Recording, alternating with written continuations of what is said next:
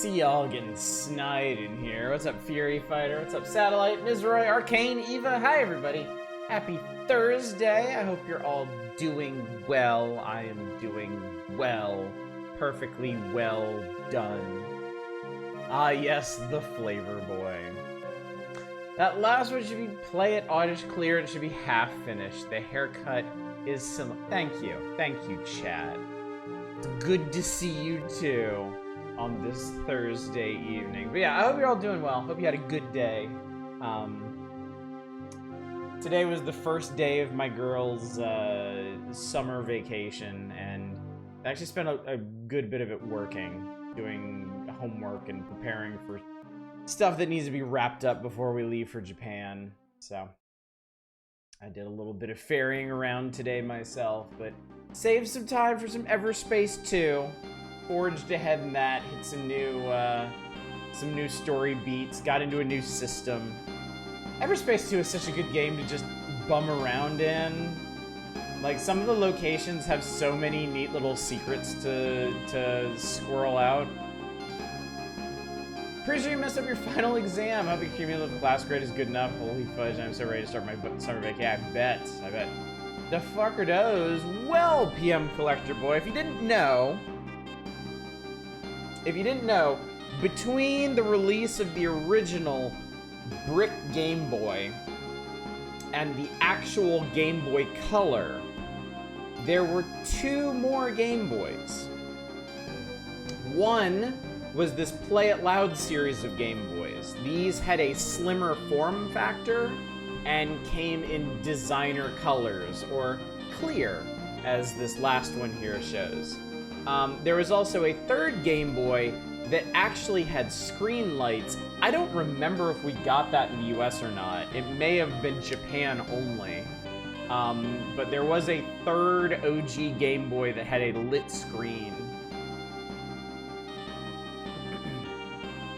Which color would you choose? You know, I've spent a lot of my life trying to decide which Game Boy that I would go with. I would probably have taken green. I've always been a great appreciator of rich blues and greens. I love cool colors. I love oceany colors. I love forest colors. So yeah, I think green would have been my choice. Green is clean. So tacky can only come from the 90s. Yellow, nice with the black. What's up, Grunt Fodder? The backlit one chewed through batteries. Like, yes, it did. Yeah, I've always heard that it basically wasn't worth it. Like, a classic brick Game Boy would last you on a long-ass road trip. Like, a full rack of 4 AA's would last you a good 5 or 6 hours. I've always heard the backlit Game Boy would die within 2. And still use the same number of batteries, so. But also, good evening, everybody else. Good evening, PM Collector Boy and MST3KXer. And Grunt Fodder. And everyone. Yeah, Color Game Boy is not Game Boy Color. Keep it straight. Don't get it twisted. Bring back 90s clear tech, in your opinion? That would probably break the seal on, like 2000s, like, neon translucent tech, like the old IMAX. And I don't know if we're ready for that. I don't know if the world can handle a return to that.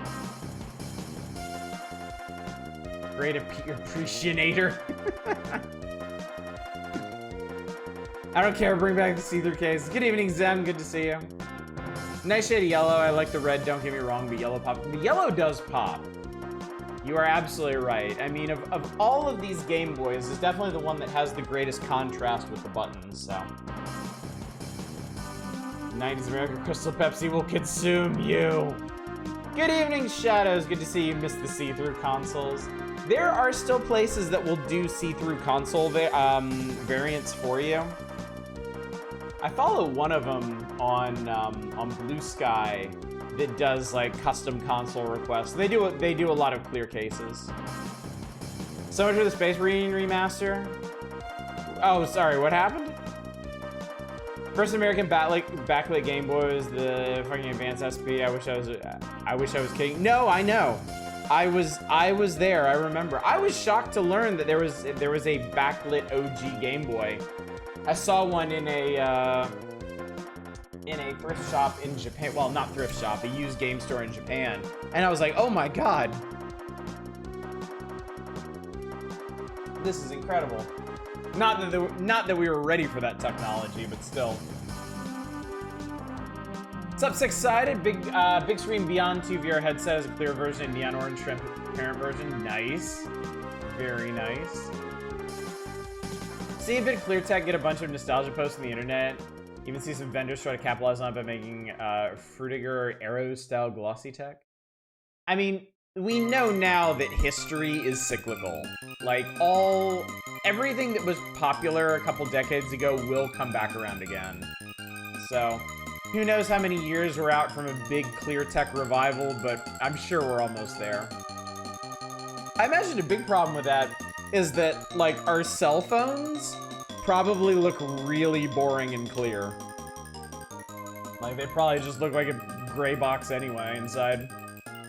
Had that clip-on attachment both lit and magnified the OG Game Boy screen. I had an OG Game Boy magnifier that sucked and I never used it. Backlit Game Boy Pocket was the best the OG Game Boys. We were talking about it, and like apparently it just devoured batteries. Just like blasted through them. Game Boy Pocket almost launched without link cable support because Nintendo thought basically nobody used them. Then Pokemon happened. On a video game console in jorts. Apple has returned the Aqua UI design with glass. Have they really? I haven't been paying attention to what Apple's been doing lately. But if we're back already... Well, Apple always has kept one foot in the nostalgia field. I don't know if y'all know this, but there is always a retro-styled iPhone comparable to the modern ones. Like, you can still get an iPhone with the form factor of like an old like iPhone 2. They don't tend to advertise them, but if you go into Apple stores, you can still play around with them. Bring back the iPod Classic. Oh my god. I had to explain to my younger daughter what a record was the other day. And it's like, yeah, I get it, that's fine. But still another part of me just kind of wanted to die inside, because I'd explained that when I was a kid, I got a music record from McDonald's in a kid's meal, and I didn't have a record player at home, so I had to take it to my kindergarten class to get my teacher to play it. I know.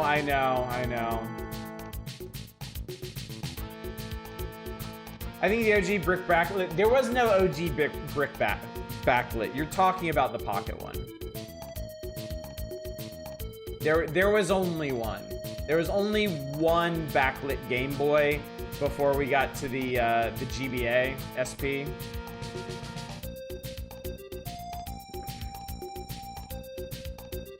I miss actual console themes, like both the Xbox and Switch menus are so terminally sauceless. Have you heard the Pac-Man or Donkey Kong records from the early 80s? No, I haven't. I used to use Ultima 4 as an example of how far gaming got. It took 6 floppies to play Ultima 4. That's not even a grain of sand. Yeah, I had OG TIE Fighter, and TIE Fighter came on, God, I want to say like 8 floppies or something. It was an ordeal to install that thing. What's up, Tradon? Good to see you. What's up? We are finishing May of 1995 in Nintendo Power. We're almost there. We're just sitting here and reminiscing about old hardware since we've hit the play it loud period of Game Boys. Look at you, a tiny vinyl, and say, "Oh, sure thing, kiddo." Are they confident? No. So I brought it to school, and I was like, "I got this, and I don't know what's on it. Can we play it?" My teacher was like, "Sure." And the class got like all excited about it. They were pretty into it. And she started up, and it was just this like goofy ass clown show song. Like, it was just ridiculous. And like the class erupted. Like, the class went hog fucking wild. They thought it was so funny. And my teacher had to stop it immediately. She was like, I'm sorry, y'all can't handle this. And I was like, I understand, so. So I never did get to hear it in its entirety. I imagine somebody on YouTube probably has a recording of the old McDonald's kids meal vinyl from 1980 something.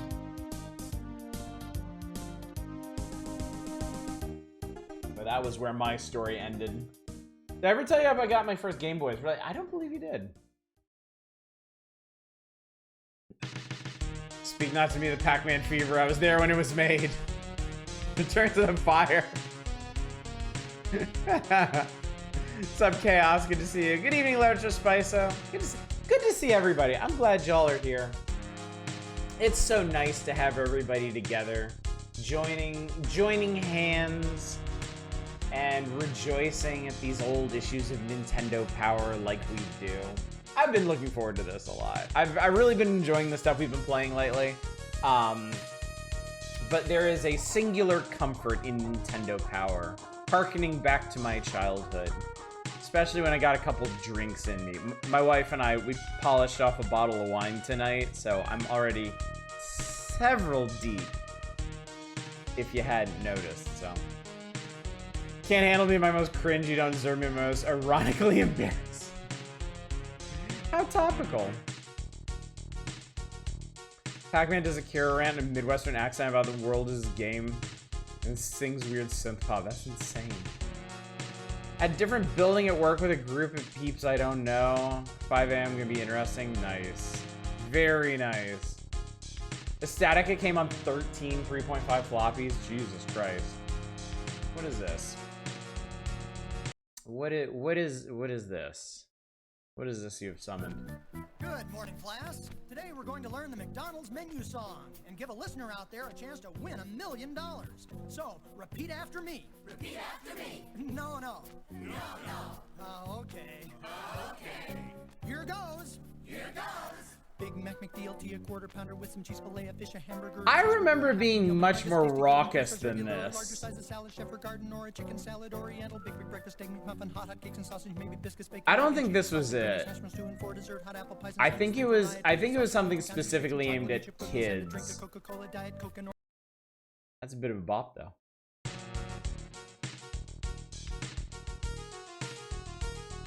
I was gonna ask, after we finish the Master System Odyssey, can we go on an Atari Jaguar wandering around the backyard? I think we're going to go through a period of strife and uncertainty when we finish the Master System Odyssey, because there are a couple different directions we could go. We can't really do an Odyssey of any of the major systems. They just have too many games, is the thing. We need something in the couple hundred range. My thought all along, the one I've had in the back of my mind, is that at the conclusion of the Master System Odyssey, we'll start a TurboGrafx-16 Odyssey, because there's not like a billion games for that. But I am open to suggestion. There are certainly other possibilities. It may also depend when it happens too. Excited for the Virtual Boy Odyssey, since I had a handful, and we'll likely do 2 seconds for some. Yeah, I mean, there are only what, 22 games on the Virtual Boy, so yeah. I miss that. First Game Boy wasn't bought, or anyone related to me. It was even bought for you. Your mom had a friend way back who was an asshole kid. Kind of kid who wouldn't let you play on his consoles when you're at his house because he owned them. On birthdays, post 2000, I got a gift from him. Somewhat beat up Game Boy Pocket. He got into Game Boy Color, and he took it as an opportunity to pawn off his own game. Oh my god. Oh, that's kind of awesome, actually. Oh, there's a red one. Nice. You could play Browning. I don't know what that is. TurboGrafx would be fun. Also, Odyssey would be happy because it's like 60% shmups. Why play any other video game when Donkey Kong Country exists? I think we have a chance of finishing is Wario Land. It's actually a decent game on Virtual Boy. Sega CD Odyssey. The problem with the Sega CD... Hang on, let me make sure I'm not talking my ass here.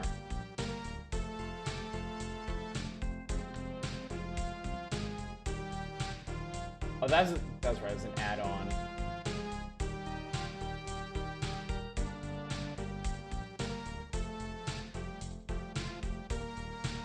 Games. Okay, yeah, that's 200 some games on that. That wouldn't be so bad. Yeah, I think it was the... Hang on.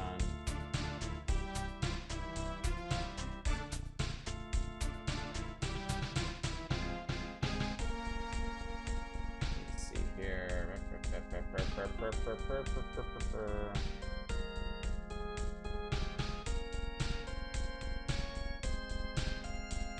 Yeah.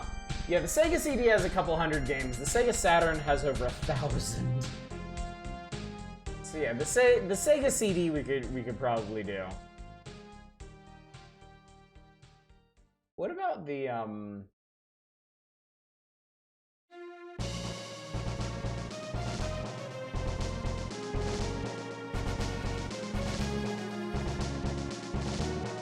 the 32X only had 40 games.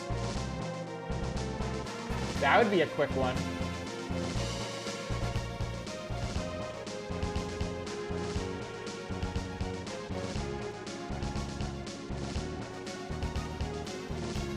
Probably emulate the Sega CD and needs to only load like 3% of the time.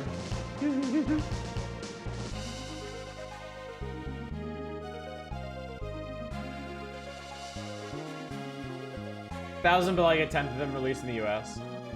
It's like 2 32X games. I know. My roommate in college had a 32X.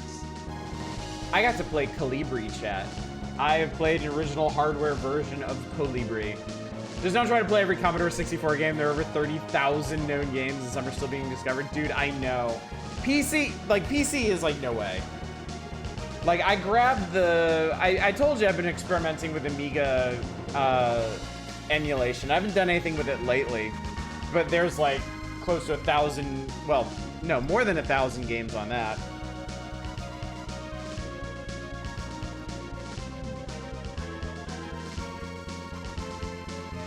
X had of only 40 games, only one of them wasn't localized, and maybe 5 games on it worth playing. Colibri is very interesting. I'm not gonna say it's good. I am not at all going to try and convince you it's a good game, but it's an interesting one. C64 is like trying to play all DOS games, yeah. Run out of lifetime before you ran out of games, exactly. If I was gonna do some kind of like historical PC romp like that, I would do the Power Hours, but with PC Gamer magazine. That would be how I would do that. And oh my god, that would be rough. Just getting half of those games working would be a huge pain in the ass. No, Shadows, I definitely haven't messed with it that much. 32X is a lot of X. What did they do with all that X? They were going to give it to you, as it turns out. Good evening, QT Goat. Good to see you. PS2 Odyssey. How many games are on the PS2? How many games were on the PS2? 11,000.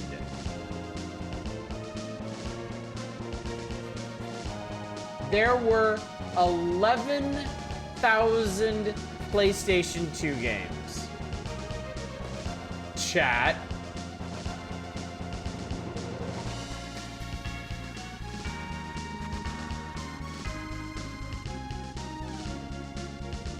How does it compare to the other PlayStation consoles? Hang on, I'm curious here.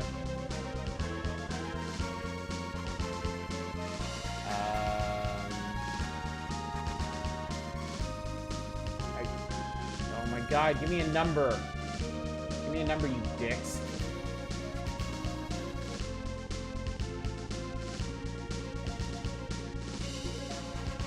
Hey, you want to hear a really interesting historical tidbit?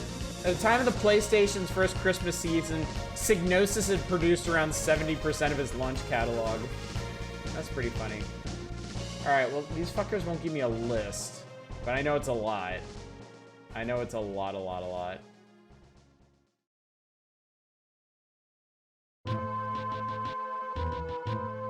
Oops, okay. You know what? I can do this another time.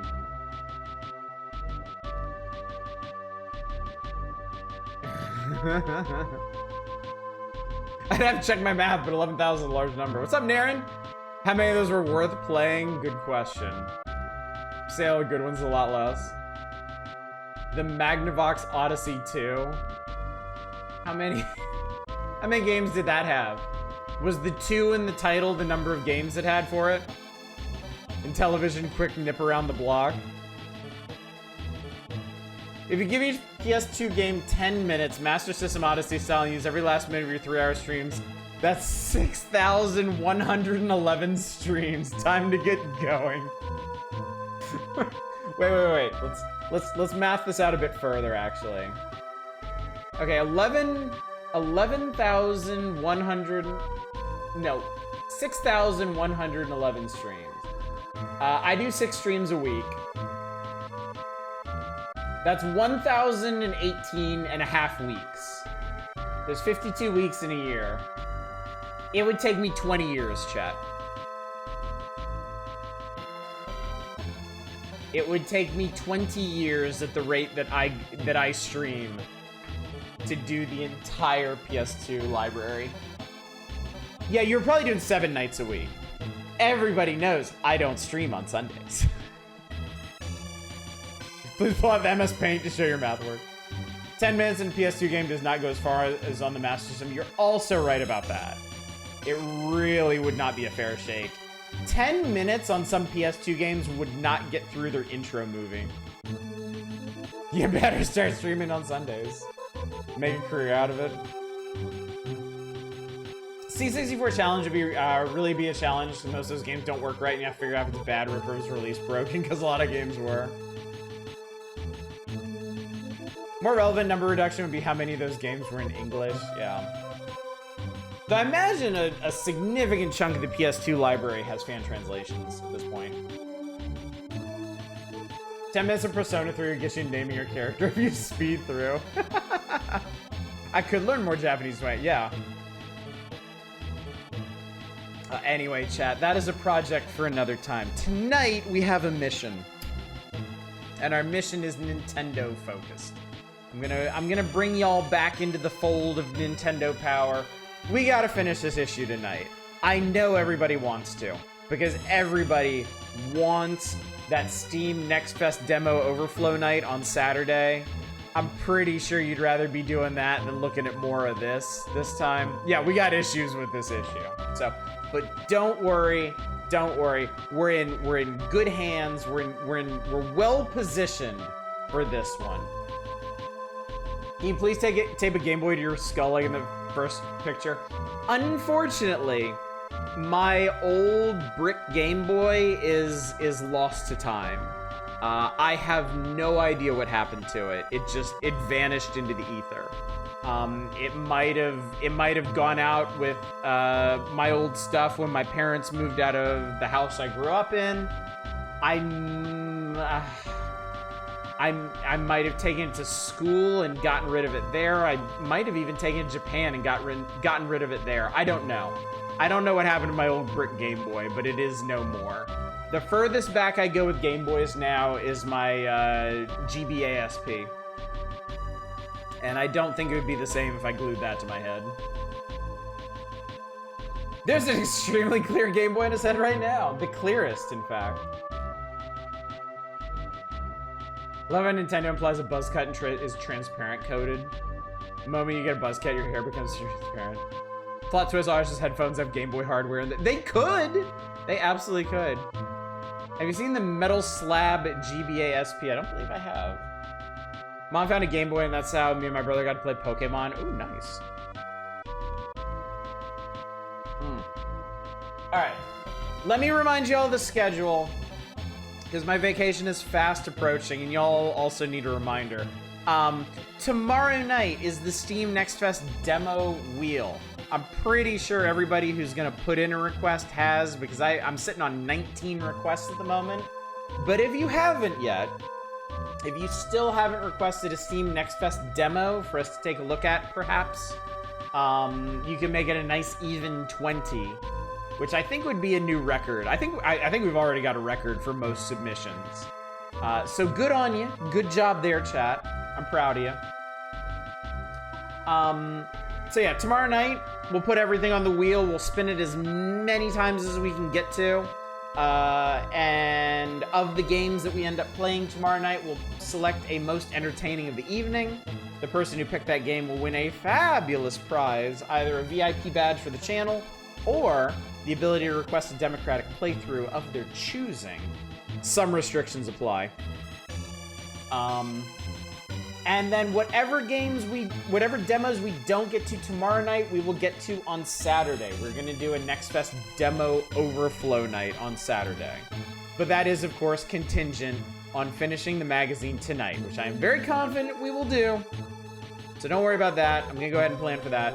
There's no stream on Sunday because I'm fucking leaving, chat. I'm going to Japan for 2 weeks. I'm gonna be gone from June 16th to June 29th. So for the next 2 weeks, y'all are gonna have to find somebody else to entertain your asses. But I will be back streaming on June 30th and most likely starting a new old RPG. Or a new RPG. I don't know. Probably an RPG in any event. What is that trade on? Oh yeah, I've seen that before. Yeah, I remember that. I didn't remember it until you showed me, but yeah. I went for a Brick Boy to Pocket Boy, did Broken Game Boy Syndrome. Army got one, the Surviving Explosion. Oh yeah, that one's in the Smithsonian, I believe. Yep, blown up by an IED and still functions.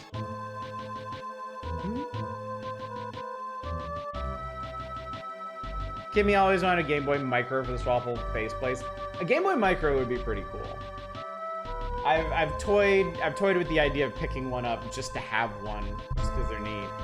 So, anyway, chat, let's get to it. Let's start working our way through the magazine because obviously there's no games to request here. We're only here to play it loud, chat. This was Nintendo Power's big announcement. There was a new series of Game Boys to be released.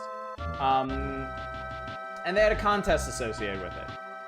Choose your favorite Game Boy color and tell the world why it rocks. 10 winners will have their awesome art splash in a future issue of Nintendo Power. It's simple. All you have to do is make us an ad. If you're really creative, you can win one of the new Game Boys from the Play It Loud series. Show some style with the green, yellow, black, red, clear, or traditional gray. You can hype them all or pick your favorite color. 10 grand prize winners get a free Game Boy. Everybody who submits actually gets 4 Superpower Supplies stamps, which is pretty cool because those are worth roughly $1 a piece. You can't request the Game Boy BIOS. I'm sorry. Game Boy Micro supposedly has an MP3 player built in. Huh, funny that. All right, we've sat here looking at these grinning faces long enough, and frankly, the green guy's starting to freak me out a little bit. Here we go. Counselor's Corner. Oh, look, it's a bunch of shit we've seen plenty of before. Illusion of Gaia. How do I beat the big red guy? Get good. How do you defeat the Mummy Queen? Also, get good. These aren't really... I actually remember fighting the Mummy Queen. I remember she had a very specific pattern that was a bit tricky to get around. I feel like their advice here is not great.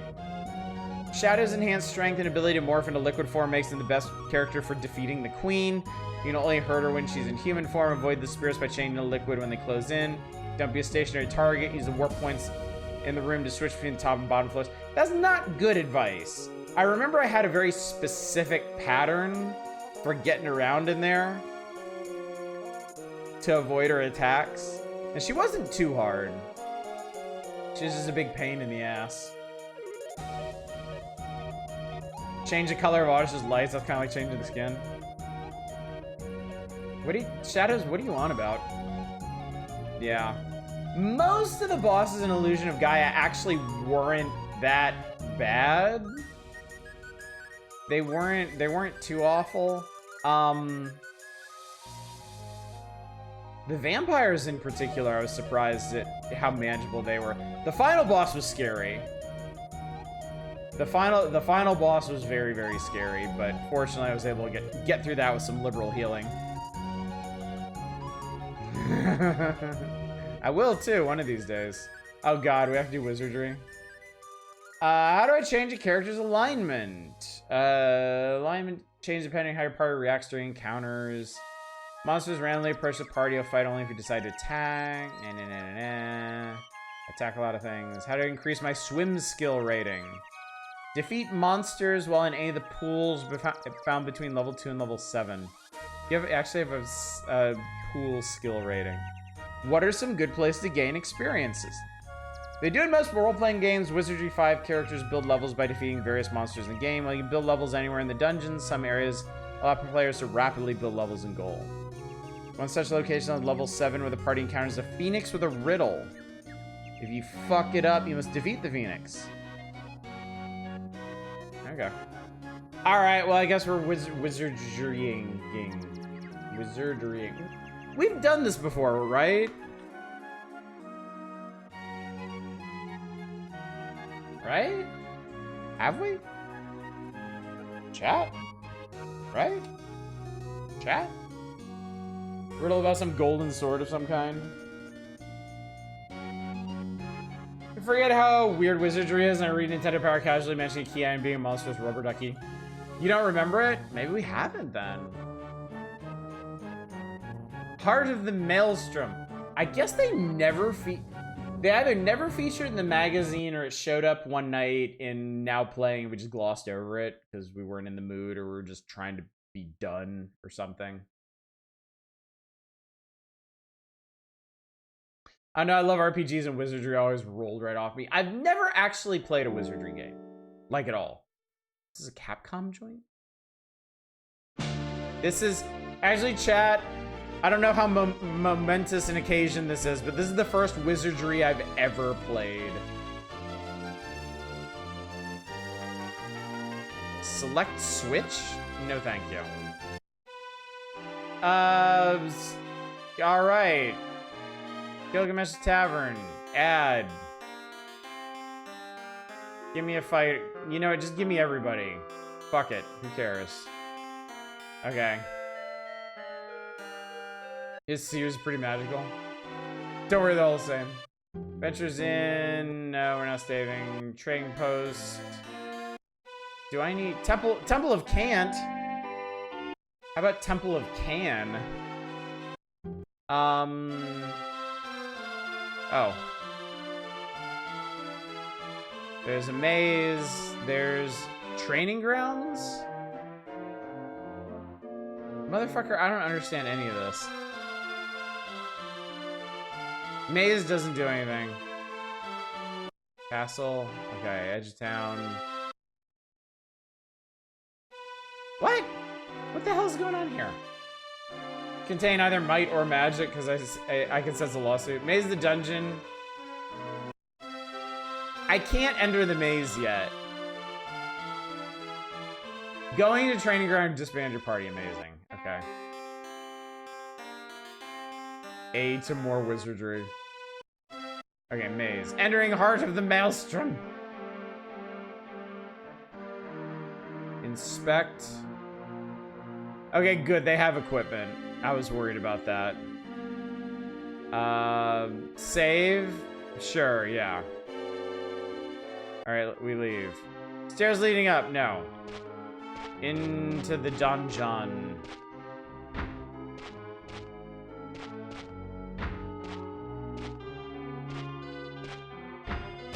Ouch, that's a wall. Good job, idiot. That's a wall. Ouch. I surprised the monsters! What's up, our Dominic? We're fighting 3 creeping things. Fight it. Thief is gonna hide. They're gonna parry. Fight. Fire 2 lunges at creeping thing and misses. Fire 1 tries to hit a creeping thing and misses. Cleric charges a creeping thing and misses. Oh, they're lady stingers. Well, fortunately, we're not ladies. Fire 1 attempts to stab Lady Stinger and hits 1 for 7 damage and is destroyed. Boy, this is kind of a horrific looking thing. Lady Stinger tries to land on Cleric and misses. Fire 2 attempts to chop Lady Stinger and misses. Lady Stinger tries to chew up Fighter 2 and misses. Okay. Fight, fight, fight, fight, fight. Alright, we destroyed another one. Lady Stinger tries to chew up Fighter 2 and hits once for 1 damage. Miss.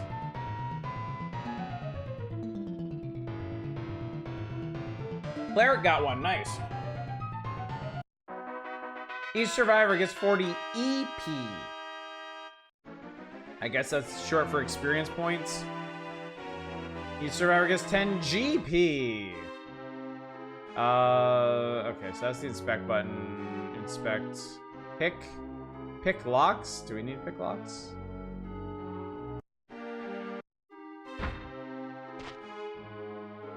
Execution points. An encounter. 4 more creeping things. Get them. I destroyed 1 creeping thing. Cleric destroyed another one. Creeping thing tries to sting and misses. Chews up Fighter for 1 damage. We still don't know what they are. We destroyed them all without finding out what they are. I got 53 EP, which is a lot. A chest! I can expect it. I can calfo it. I can disarm it. Inspect.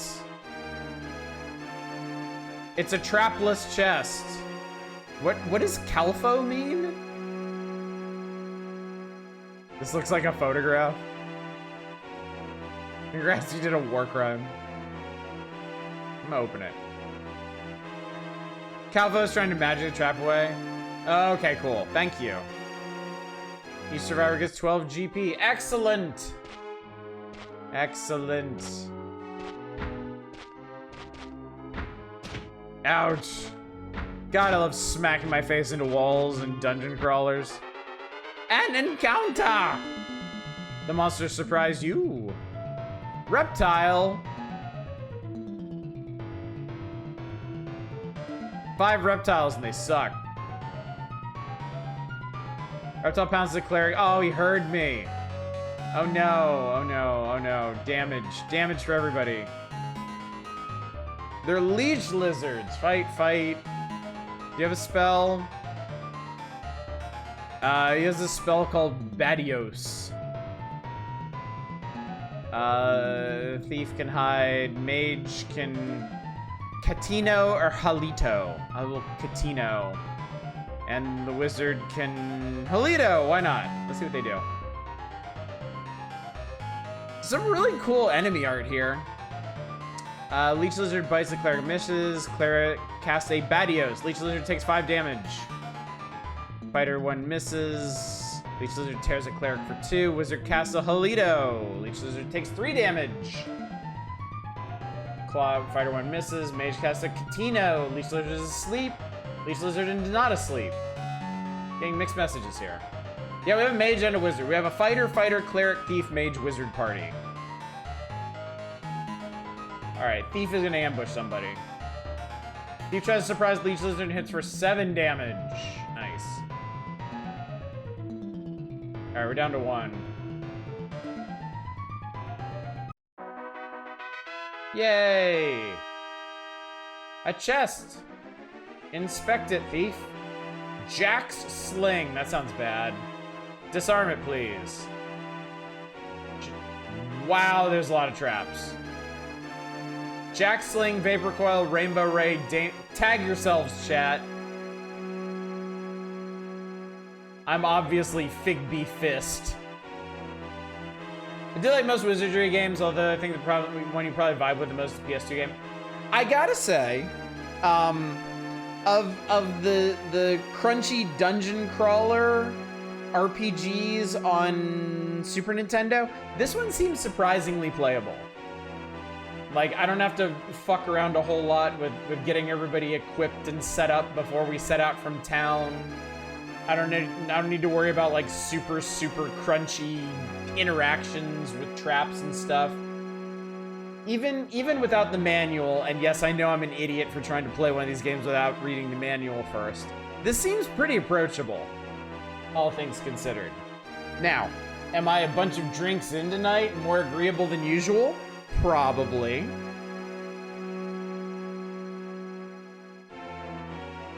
But don't let that stop you. You're one game removed from the crunchiest game in the series. Having a default party poke the game without going through character creation is nice. Very much so. Makes a huge difference, frankly. I've disarmed the trap. See, chat? I didn't even murder myself with a trap. I got all the way through Might and Magic 7, blowing my party's asses up all the time with trapped chests. This is going great. Wizardry 4 would be so funny to watch. Could Oddish leave the first room in 3 hours? No, he couldn't. Wow. Ouch. Right, you have to open doors. Can't open doors with a face, chat. Pile of gold keeps looking like the chest exploding to you. Do we have a... I bet we don't. No, of course we don't have a map. What a stupid thing to say. An encounter! Might and Magic 7's trap generation was a little on the high side. 5 flying creatures, my goodness. Let's get some Catinoing up in here. Cleric stabbed a flying creature for 2 damage and destroyed it. Wizard cast Catito. Oh shit, Catino is the sleep spell. I thought it was... Fuck, I got them confused.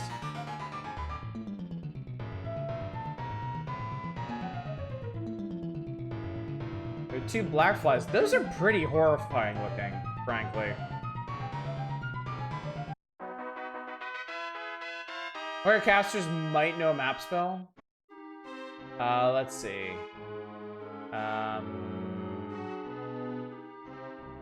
Inspect our members. What?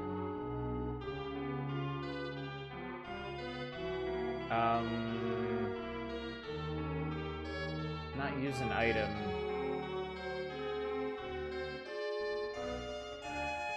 Set timer?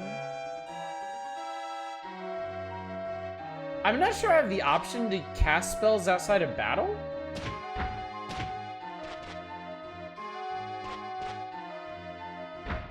Wizardry 4 is the masochistic even for Wizardry standards one.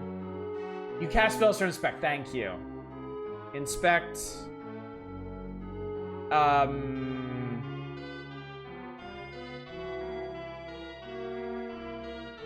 Sorry, I'm a dumbass. Members, okay. So I guess that means they have nothing that can be cast outside of battle, then.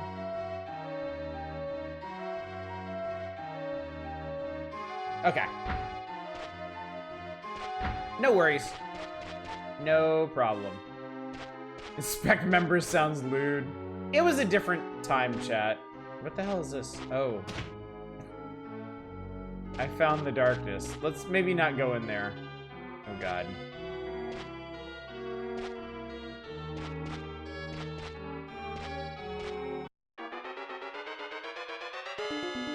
Try beta camping, use menus from there. Okay. Let's get these flying creatures first. We'll just mash through this. Our cleric is looking pretty peaked here.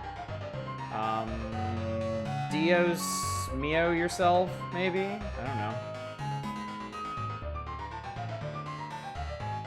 Yes, good. Okay. Oh, the flying creatures are running away. That's cool. This is actually kind of neat. Camp. Inspect cleric. Spell. Okay, cleric. Well, I think we're out of spell cast anyway. Alright, he just has that. Mage.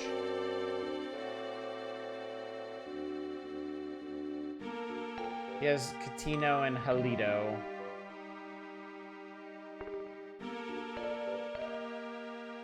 Wait, I go past mage? Okay. Azners, we want to be harder. That's how Etrian Odyssey was born. Okay. Fish Fear and Delicious Dungeon rather enjoy both. I would like to watch both of those.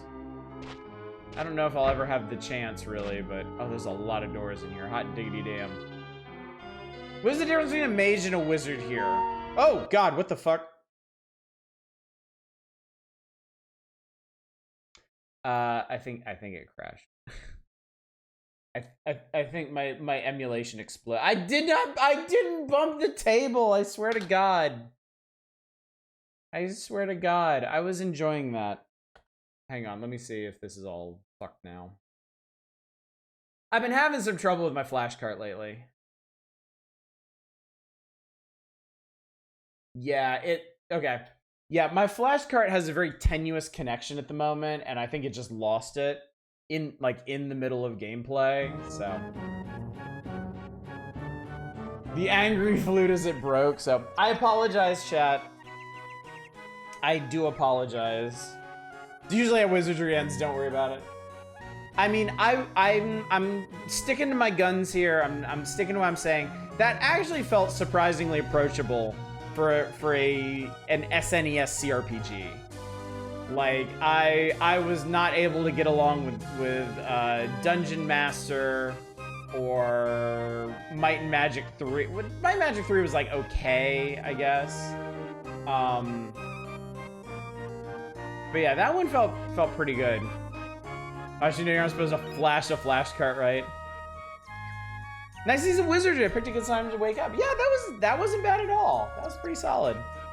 Please update us when you start experiencing the creepypasta incidences. At this point, I also had like a decade of console ports for devs to learn how to port these. Good point, yeah.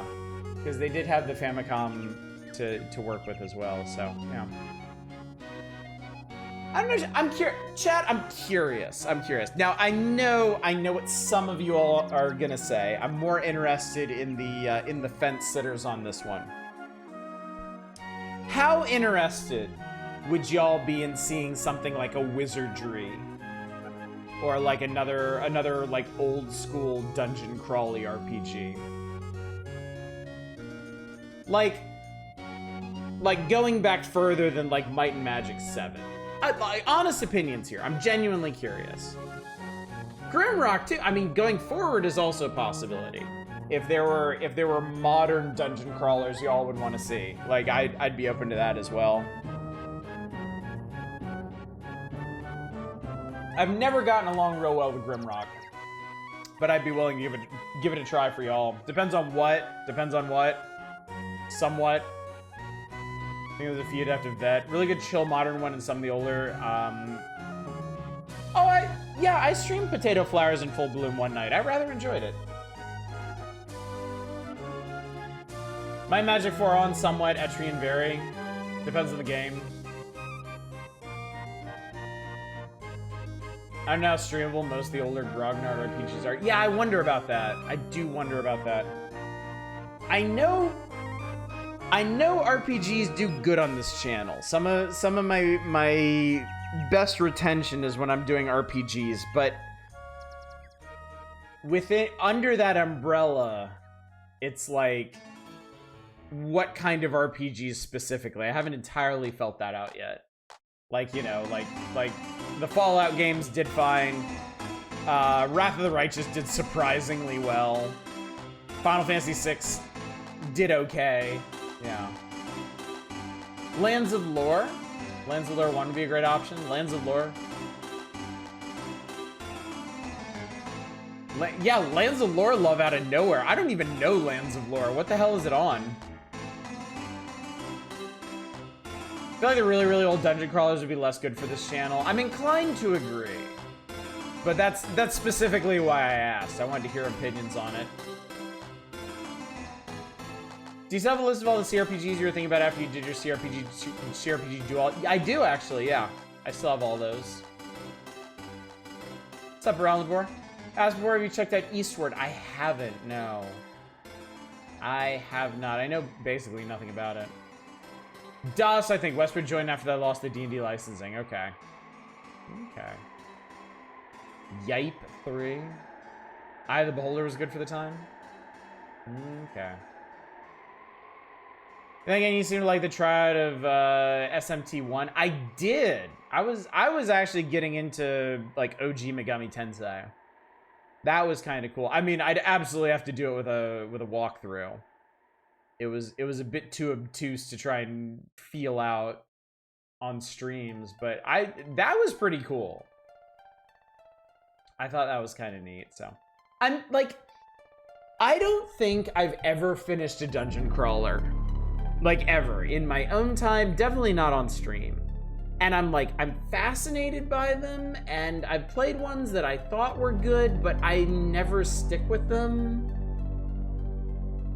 Like modern wise, I played Legends of Grimrock and I think Starcrawlers, and didn't stick with either of those. And I played Potato Flowers in Full Bloom, and I didn't stick with that. Older ones, there was one. Fuck, what was it? Shit. Oh god. There's something I played that went right out of my head. SMT games is super grindy, which is a big problem. A lot of good dungeon crawlers do.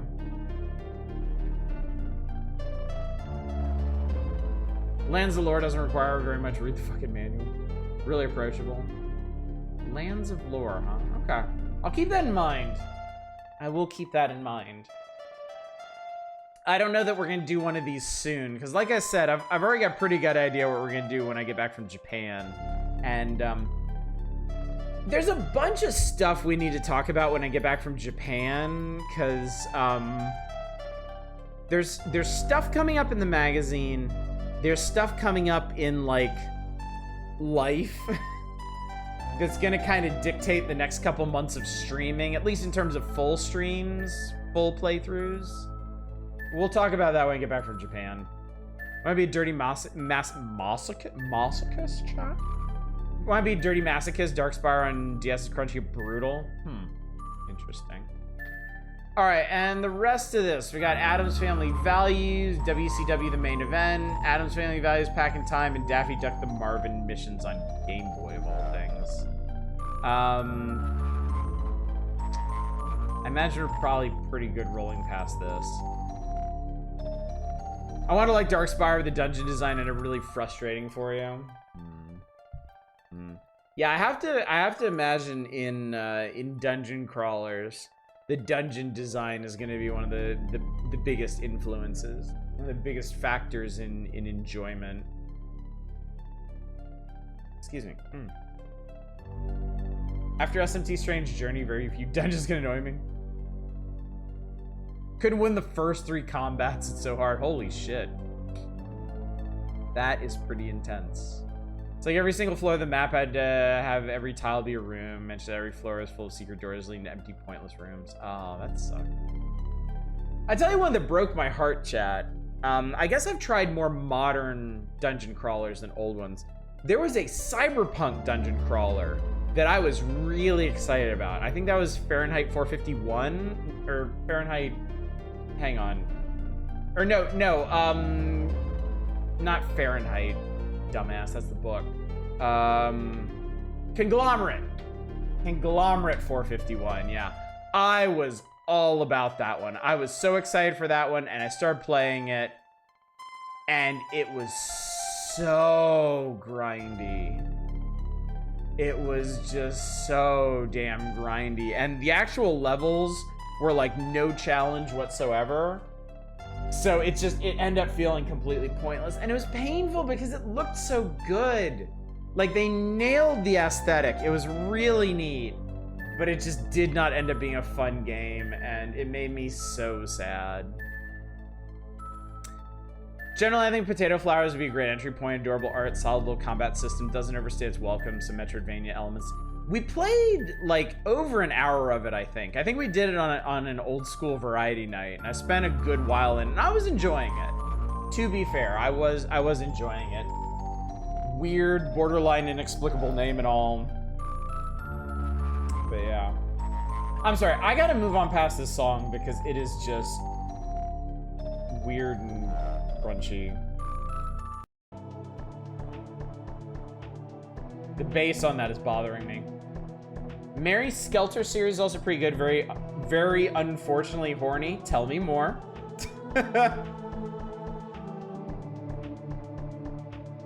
Playing incredibly good, but also very horny when Demons Gaze. What's up, Austin Spafford? Good to see you tonight. Glad you're here. I shall bring up Mary Skelter and Demon's Gaze when he hasn't even touched Netrian. Happy very late. Yes, happy Pride, one and all. Be loud, be proud.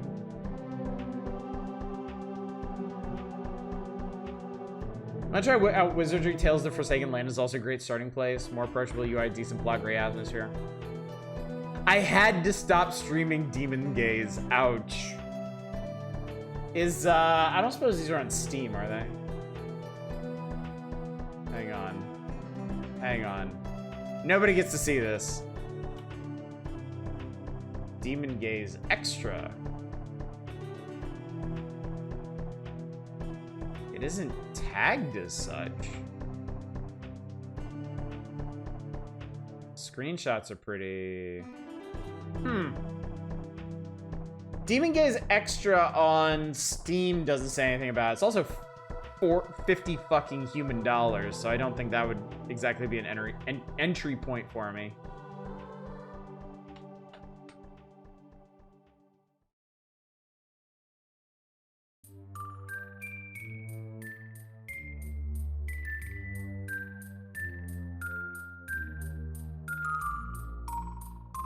Man, I was expecting porn. This is not... This looks entirely acceptable. Check the community page, seems a little horny. Oh, Steam's warning me. Steam's like, buddy, are you sure you want to do this? Yes, I am.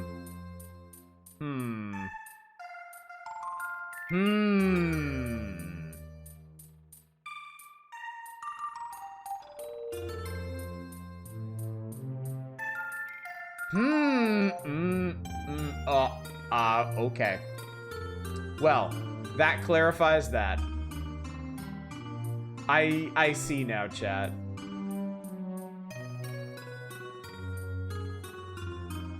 What game are you humming at? Mary Skelter. Awesome Zelda art, Nintendo Power, the Dark Fantasy art style, the artists work on Tales of the Forsaken Land. Cool. I was like wishlist in secret. I wouldn't do that, chat. I would have an entirely separate Steam account for porn games. Games, Stranger Sword City is supposed to be pretty decent, a lot less sketchy. Okay. Alright, well, let's put the sketchy stuff aside for now, chat, and let's talk about cybering with Nintendo Power. Nintendo Power is going cyber starting in April. We'll have a special area on America Online. And not long after that, we'll be up and running on the Microsoft Network and capital the internet. So if you got a computer and a modem, you'll only be a quick connection away from the information and interaction with video game players and professionals all over the country. You're a gifted Monster Girl Island son and lost it.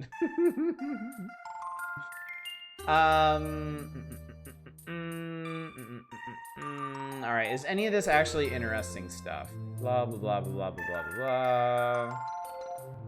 No, they're basically doing a news site, that's all.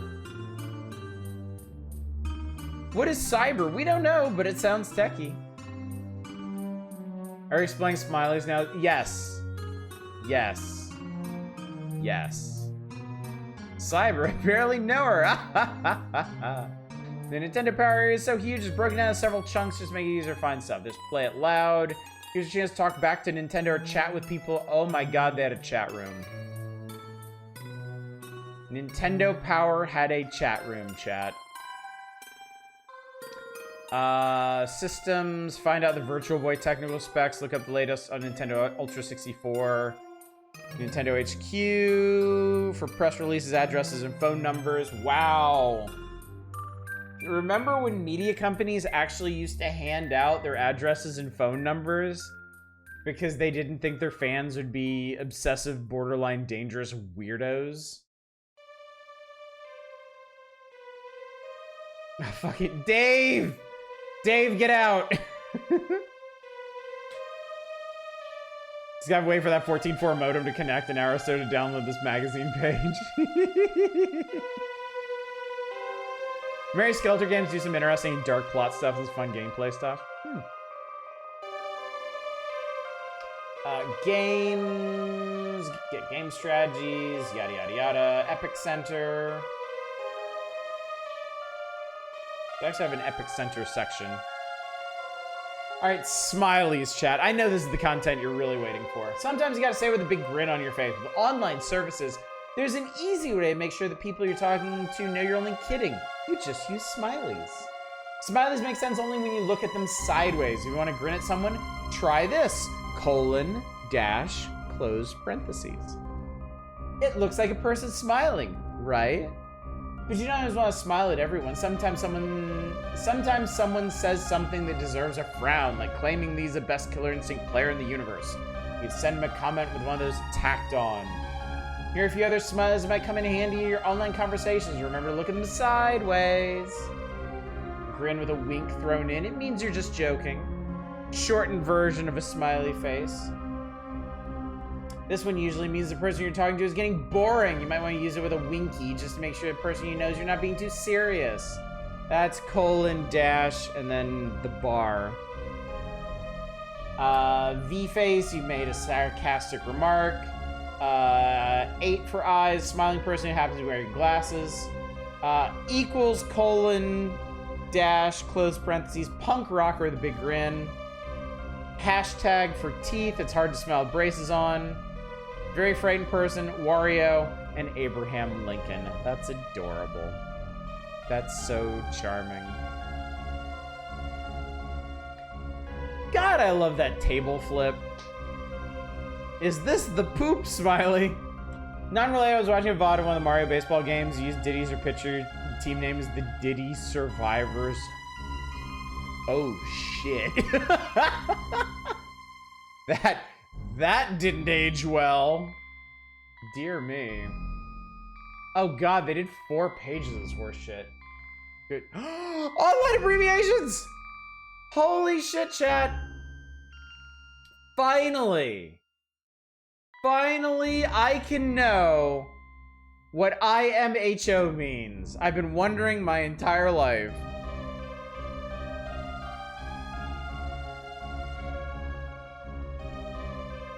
Abraham Lincoln Vampire Slayer.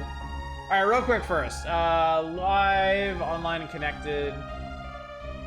NOA Paul. Hi, Paul. Creating your online personality, profiles, screen names. Kraid Man and Demon Spawn hang out in the video game area on America Online, and Moogles and Wizzle can share codes on NBA Jam T if you ask them nicely. Because you don't have to use your real name, you can pick any name that suits your personality. Once you have a screen name, that's what everyone will see in the chat rooms, on the bulletin boards, as the name they'll use to send you email. So how do you pick a screen name? Video game characters are popular. In fact, it's hard to find a character not already being used. And any name that shows a little play it loud attitude is great. There are millions of names already in use, so spend some time thinking about what name you want before you sign in for the first time. On America Online, you can have up to 5 names on one account, so up to 5 family members can have their own screen names, or you can have more than one. Hint, if the name you really want is in use, try adding a few numbers after it. You can't be Fulgore, but Fulgore45 is a great name.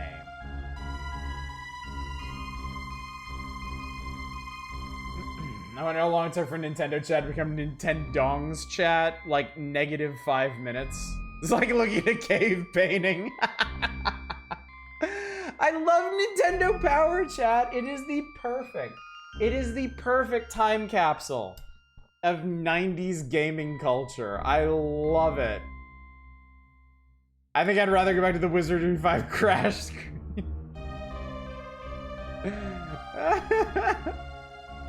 Looks like, it does look like Windows 3.1, doesn't it? Create your online personality. You can pretend to be a girl if you want. Warning, this may cause you to have some things come into sharp clarity in your 30s. Alright, chat, fess up. What was your first screen name? What was the first screen name you ever used on the internet? Mine was Tiki Lord. That was the origin of Oddish. My first online presence was as Tiki Lord. I definitely did not say CP Lord. I have always been Dave Thulu, even on Usenet. Well, of course. What is dead can never die. You have always been Dave Thulu since the dawn of time. There was never not a Dave Thulu. Genuinely do not remember. There are things like Neopets and stuff I signed up for and literally don't remember what you used. You won't believe this, but Fury Fighter. So you've been using that the whole time. That's actually pretty cool. That's actually pretty cool. First name I stuck with him for multiple years was a Rabid Frog.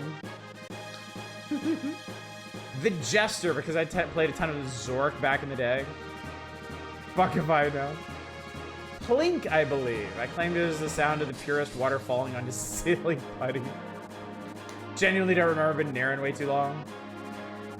So uncreative, I just used the same one. I think Shinkaito is how far back I can remember. It's a midnight reminder. My alternate name was Needles101, which I very much ditched fast. Kept having to abbreviate a Rabbit Frog as ARF for high scores and such, so I changed it to Dark Frog for negative creativity points. Over 35 years ago, I don't remember. It also entirely fair. I mean, we can't all be a timeless eldritch being like Dave. I used to be like Zeko44 is gibberish I made when I was a kid. Then Out of the Shadows. Because edgy tween shadows. And then Shadows of Trash Mail as I left that phase. My Night in the Woods reference in my old username. That's a pretty nice progression. I like that. Low Drill High was your first. That's cool. I had a million usernames before I eventually settled on Tradon, even through high school. Everything I signed up for, I used a different... Wow, yeah, I could never do that. I would settle on a name and I would just use that until, like, I decided that was stupid and dumb and I needed to move to something else. It's really that I'm old and was already an adult when all this happened. You're lucky, though. You're lucky that, like, you predated all these other fetuses on the internet, so you're able to stake out a cool-ass username. You should be proud of that. I also had Planewalker and Mistwalker for my Planescape and Ravenloft obsessions. Makes sense. We play a lot of TTRPGs. I think unique creative names were easier in the earlier days. That also makes sense, yeah. You could use character names, NPC names and stuff. Burned my ears. I'm a million Brazilian years old. D&D main and fantasy RPG characters named after my late 90s chat room RPOC. Never grew out of the love for that character. My avatar is so much. Oh, there's no judgment here, my friend. I wouldn't ask this question if there was a hint of judgment to be had. We all had phases, we all had moments. The internet was a formative experience for each and every one of us. Anytime I make a new account, I go with a new username. I like getting new names. That's cool. I think that's kind of unusual, frankly. I think you might be a bit unique in that, Arcane. Google my old username, find some kid who had the same idea making Fortnite videos. Old account I made on Chess Site at someone's bequest for educational logic shit. Played precisely one game and never again. Didn't mean to put my actual age in chat. Do you remember where this name came from? I was obsessed with a game called Creatures where you raise little creatures called Norn. So I took Norn and fiddled with it and it looked different enough and I liked the look sound of it. Oh, cool. I do love hearing, like, the origins of people's usernames. Tiki Lord came from when I was, when I did fencing. I was in a fencing club. And when I would get really into it and score points, I had this really dumb little dance I would do that my best friend characterized as like a tiki dance. So he started calling me like Tiki Lord just for fun, and I borrowed that and used it as my screen name. I am not doing it now. Are you fucking kidding me? I think I got caught by one of the earliest deployments of a Rickroll. Just want to notice I literally make up names for any usernames half the time. I don't mean like a new thing like Grunt Fodder, but like fantasy names from scratch. That's cool. That's cool. I would probably break something if I did that dance. Probably myself. I named my AOC after a character I thought was badass in Fire Emblem Sacred Stone. Seth the Paladin, you get right at the start. Nice. Now my first online presence username I won't say because I still use it in places. Fair enough. Totally fair. Share if you want. Keep it to yourself if you want. Yes, my hip. My brittle old man hip. This song is neat. Is this still from... No, this is from Treasure Conflicts. We just got through a traverse block. That was the one with the really crackly bass. But yeah. My username is from an obtuse anime. Obtuse, you say? Extremely obscure, yes. Trade on was a little settle on because I like the way the syllables sounded together.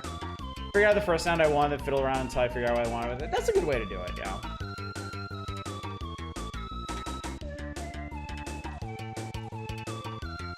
The second username was the extremely cringe Yand.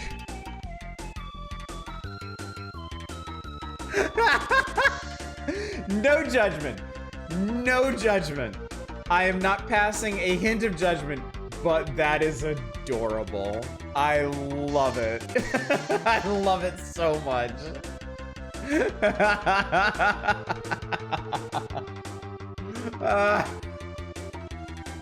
I won't, Manic's right. I won't judge you, but goddamn will I laugh at you. Fear Fighter is 100% as bad of honor over my my rage and check. It's great as the exact mechanics making a werewolf treasure hunting game and add the ability to shoot guns from an airship. Oh, the airship gameplay in 6 with mode 7. Oh, that's cool. Just think of the 27 yandere vampires that came before. But the best username I came with in high school is Ferret with a stapler. That's pretty good. I like that. I do like that. My roommate's handles was Mad Ferret. In my defense, I used to read a lot of shoujo manga. I mean, who among us did not make cast the first stone, really? It's fine. Used to collect Precious Moments figurines. How about that? How about that? I'm not gonna share my first and still sees use in important places. There's a word from a half-assed conlang I killed time with in high school. No competition. I lucked into not accidentally choosing a slur. Yeah, yeah. Some of those OG handles sometimes could end up in bad places. I think I'm one of the only people on Earth who caught the first episode of Naruto, watched it all the way through, and then just said, "No." I'll see you that and raise you. The first time I watched One Piece, I did that. I watched the first episode of One Piece and I was like, this is dumb, and never went back to it. Until my wife got me into it. And now I'm a huge One Piece fan. I wait for the sporting goods fan that made their first username I love dicks. Found some Naruto like these ninjas suck shit. It's just rip off Ball Z. Yeah, it's hilarious because I was watching Naruto at the time. Like I've watched a lot of Naruto in my life. I watched almost the entire like original series, like up until Shippuden. Sorry. But yeah, around that same time, I watched the first episode of One Piece, and I was like, this is goofy bullshit. I don't care. How many hours of One Piece could there possibly be? Like 4 or 5? Just slightly more. Just slightly. Got through maybe the first season of the Naruto anime is mostly through determination to see why it was so popular. I liked it. I'm not gonna split hairs. I'm not gonna mince words. I like Naruto. I did. Eventually, the pacing got to a point where I couldn't handle it. And to be completely honest, I probably would have tapped out on One Piece similarly if I didn't have my wife to keep us going. I won't watch an episode of One Piece until I hear they know what the treasure actually is. Bounced off Legend of Korra on the pilot episode. Didn't have the magic the first series have. Anyway, we need to finish talking about the old internet chat. I gotta do this. Cyber surfing celebrities and other interactive events. America Online has special auditoriums. You can go listen to guest speakers and ask some questions. That's interesting. I didn't know about that. You can talk to NOA Paul live. Hang out in a chat room every afternoon. Downloading. That's when you take a file and copy it to your computer. We'll have tons of files for downloading, like Killer Instinct pictures, new game screenshots, photos of famous video game personalities, and game hints and strategies. If you've got a computer and a modem and you're interested in signing up for America Online, call 1-800-827-6364 and ask for extension 12386 chat. What a terrible night to have an AOL account. The old internet is dead and new one struggles to be born. Now is the time of cyber monsters. Most exposure I had online I ever had was when I snapped an AOL disc into piece and then hot glued a piece of wood. We used to microwave them. We used to do the thing where we microwave CDs to get that cool lightning pattern on them. I've never used AOL in my life. All right, shut the fuck up. This is very important. Online abbreviations.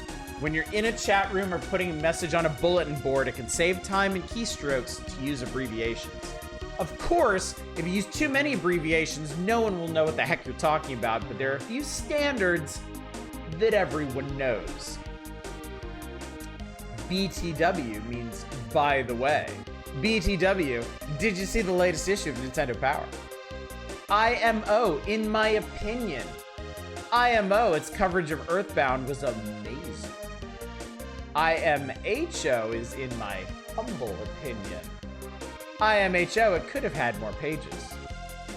LOL stands for, and I know I'm gonna blow your mind with this one, laughing out loud. Great joke.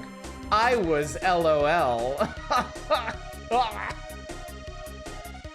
ROTF, rolling on the floor. In parentheses, laughing. No kidding, I was ROTF. IMHO, the best joke I've heard in weeks.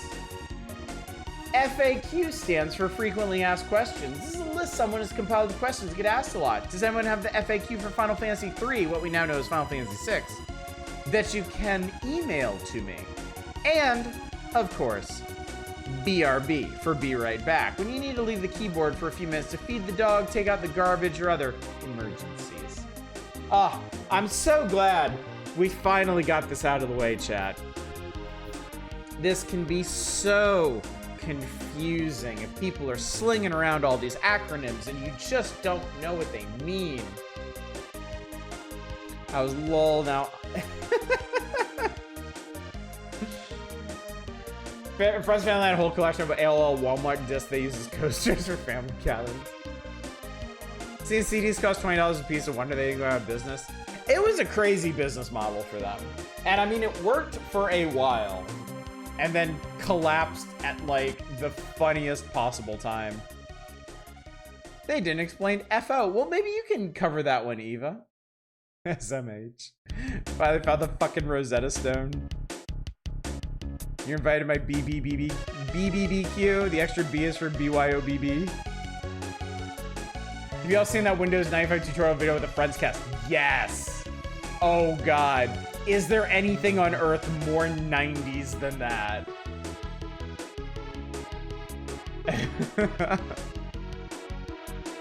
God Christ. DTF down to F0. You used to watch that yearly. Oh my God. All right, chat. could it be any more 90s? All right, chat. Golf. Buttress your feelings for some golf, chat. You remember the PSAs the church did about those acronyms, how they melt satanic anti-God things? Like LOL mean Lucifer our Lord? I have a vague memory of that. Also a tutorial on Microsoft Word that's somehow both insanely boring and insanely fascinating. I remember you could tell who was online a lot because you'd be on the phone with them and they'd say BRB. The internet. It's true. The internet was a mistake. Who's the shirtless man? That man is wearing a shirt, chat. You can't make out his collar, but it's a nice long sleeve polo he's got there. Quit being weird. And we see that 90s era Windows Survivor, like desktop survivors. I almost played that for the Survivor like community night, but the wheel was fickle and did not deliver.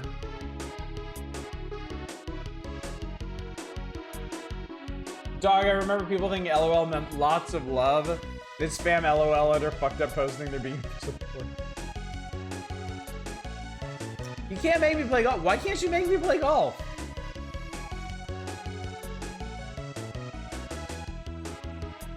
The possibility for golf definitely exists. It's odd how all this is now part of regular speech IRL. Today I spoke to an accountant who said BRB and we didn't bat an eye. Like language. Language is fascinating.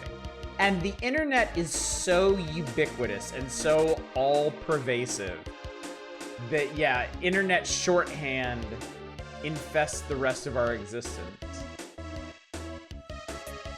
I mean, I feel like internet grammar and syntax has become extremely pervasive too. Like punctuation is essentially disintegrating before our very eyes because that's just not how people write anymore. You know, the request game option. Twitch is fucking with you then, because it's definitely there. Kingsway has a roguelike RPG done in Windows 95 format. I'm a shadow band. Ah. I was so much shook when my teacher said it do be like that to me. I say that to my kids. It do be like that sometimes. Welcome to PGA European Tour, chat. Malibu Games hits the European Professional Golf Socket. PGA European Tour giveaway 4 different courses, dozens of players currently in the European Tour featured in the Super Game Boy Advance Pack. Face off against Germany's Bernhard Langer. Skins match the famous Kranz-sur-Sierre in Switzerland. Climb leaderboard in the Star-Studded Tournament, Surrey, England. Gosh, that's no Riz. Take that back, you fucker. Ultimate music, I know this shit anywhere. The reason I brought up Yipe is a PC RPG that actually uses multiple Windows thing. I love it. My mom started using LOL in text messages. Bizarre how she's...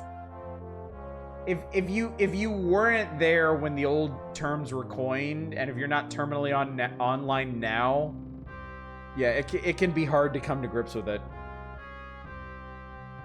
Only the menuing and setup, I don't think... You just want proof this motherfucker here is not topless. I know what you're on about. I know why you're here. A few days ago, I had my life flash before my eyes when my mother asked what yaoi... Oh my god. Jesus Christ. Good god. Oh, alright. There's a pro shop, you pick your clubs, you tee it up.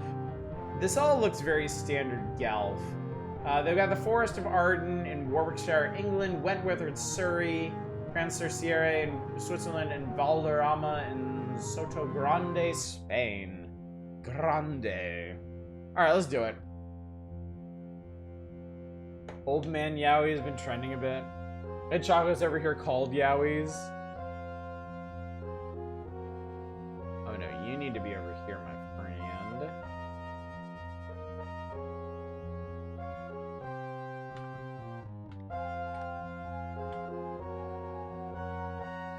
My dad's called me a joke about the trashy isekai anime, so... Is your dad big on anime? Cause I'm basically that dad, right? I'm the dad who's caught up on One Piece. Okay, yeah. Like I don't watch isekai, but I watch Mother's Basement videos. I know more about isekai than I probably should.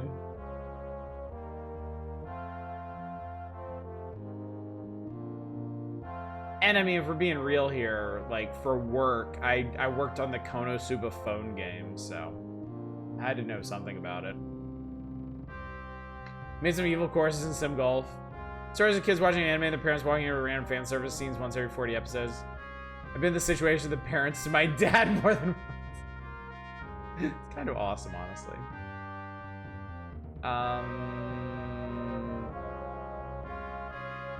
I guess it's this? Let's find out together. Oh no, it's not this, because I opened a fucking Sega Master System ROM and not a Game Boy one. Because I forgot what folder I was in, chat. We're not doing this to ourselves.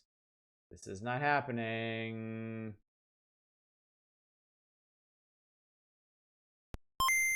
That's what I wanted. That ear-piercing screech of the Game Boy spinning up.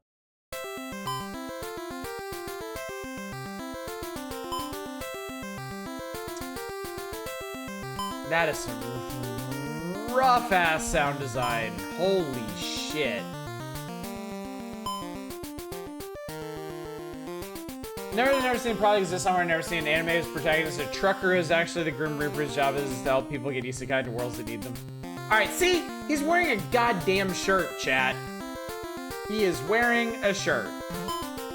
He's got that come hither stare, but he is fully clothed. Give me a tournament. It's just me. I'm human. Name for golfer. B. Yes, standard clubs. Let's do the forest, yes. Oh, cool, they actually show you the entire course map.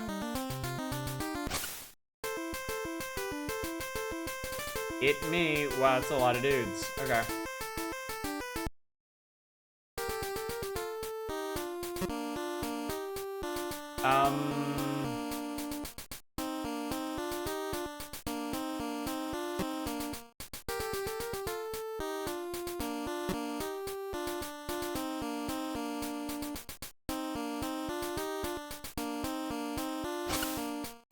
Pretty smooth animation. I give him some credit for that.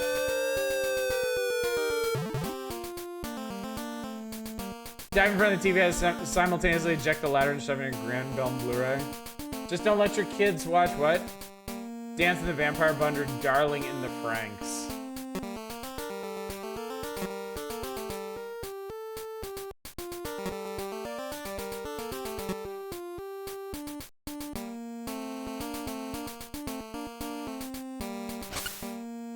My dad's seen Darling in the Franks.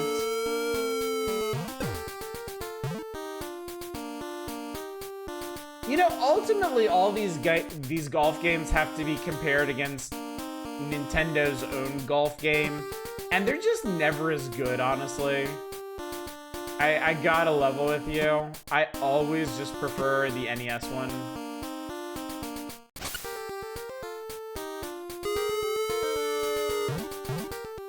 Yeah, it's just golf. That's it. You have a free cursor, that's it. You have some slightly more detailed like putting animations and stuff, but that's it. After I came out of my parents' that once asked me if Free was an LGBT show, I don't need to tell you how complicated that conversation was. Good thing we got the dick cam. They password you after every hole. Wow. Even Nintendo's golf game would save for you. I'm sorry, I've had enough of this. I am intensely unimpressed. And yes, this music is all from Ultima 6. Have another one I've heard is a typical mech anime that's almost entirely about a romance. Goes hardcore off the rails near the end of the point and has awful reputation like Daimos or G Gundam became trend wreck somehow. Are you talking about Darling in the Franxx? I watched a Mother's Basement video about Darling in the Franxx and it was fucking fascinating. It was eye-opening. It was very fun to experience that way. What hole do you finally catch the monster bass though? All right, speaking of, tell your friends you're gone fishing with Bassmasters Classic 25th anniversary. Win a trip to the 25th annual Bassmasters Classic fishing tournament to see how the pros land the big ones. Attend press day, meet the pros, be invited to exclusive reception, view the classic weigh-ins from special reserve seats. I gotta wonder if the kid who actually won this one was like super into it. Was like, this is a fucking dream come true. To be a Bassmaster. The Ass Masters, excuse me. I do not mean to impugn the good name of the Ass Masters. Mother's Basement should have done a full Grandbelm video. Down the Franxx is a Japanese psyop to promote Japanese people having more kids. It failed as a narrative, though. Shows up with this Barbie fishing rod. If you're watching a fishing tournament, aren't you just sitting at dock for 8 hours? Yes, you are. Yes, you are. How much do I bet some dads entered it? Oh, 100%. Like, no question. Definitely. Like, we know for a fact that there were some adults definitely into this shit. I mean, they wrote letters into Nintendo Power. Look, marketing from the 90s and early aughts would have you believe that only young males aged like 8 to 16 play video games, but that's never been the case. Like, a large portion of the demographic, certainly, but adults have always played video games. Women have always played video games. Everyone has always played video games. The demographic definitely leaned harder in certain directions at one time or another. But I mean, these days, fucking everybody plays video games. Everyone is a gamer.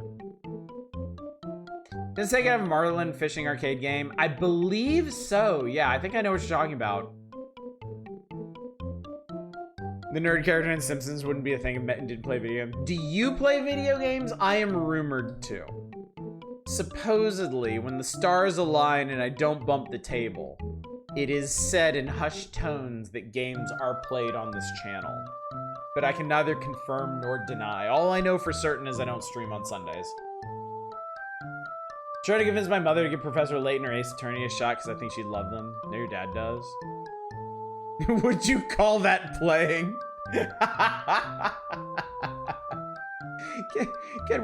Can we really call it playing? All right. Second prize, you win a bass rod and reel and Bassmasters Classic for Super NES. 5 winners. 50 winners get a fucking t-shirt. Fuck you. Gang about Martin paying money to listen to conversation in the arcade is pretty funny in hindsight. Power Players Arena. What are we challenging each other with this month, chat? NES Open Tournament Golf. Josh Summers from Cotton Grove, Minnesota sent in a blistering hot score of 39 under in a 36-hole United Kingdom course tournament game. Holy Jesus God. Power Challenge for Tetris and Dr. Mario, the inferior versions of both games. And Power Challenge 2 for Kirby's Dream Course. Nobody can get enough of this game. I disagree with that assessment. Month, we want to see how many gold medals you can pick up on the regular courses. Not fucking many. The Star Fox competition pack only had 2 entrants. That's fucking hilarious. We talked about that when they had a challenge specifically for the Star Fox competition pack that fucking nobody would have. And indeed, only 2 people entered. Kirby's Dream Course does in fact rule, but it's also hard as balls and hates you and wants you to die. Been obsessed with the videos about competitive Tetris lately. Fewest Steps to Mog is such a funny championship name. I saw a video pop up in my feed on YouTube that like the perfect game of Tetris was just played or something. I didn't click on it. But yeah.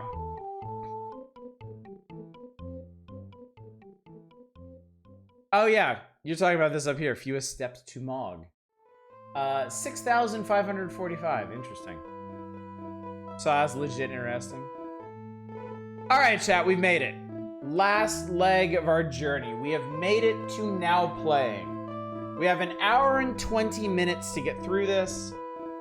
This is your chance to resummon games that you might have missed on other nights or feel like deserve another chance, or we're not actually featured in this issue, and you want to get in front of people. I will tell you up front, I am vetoing Brandish. I am not going to play it. It will make me very, very ill.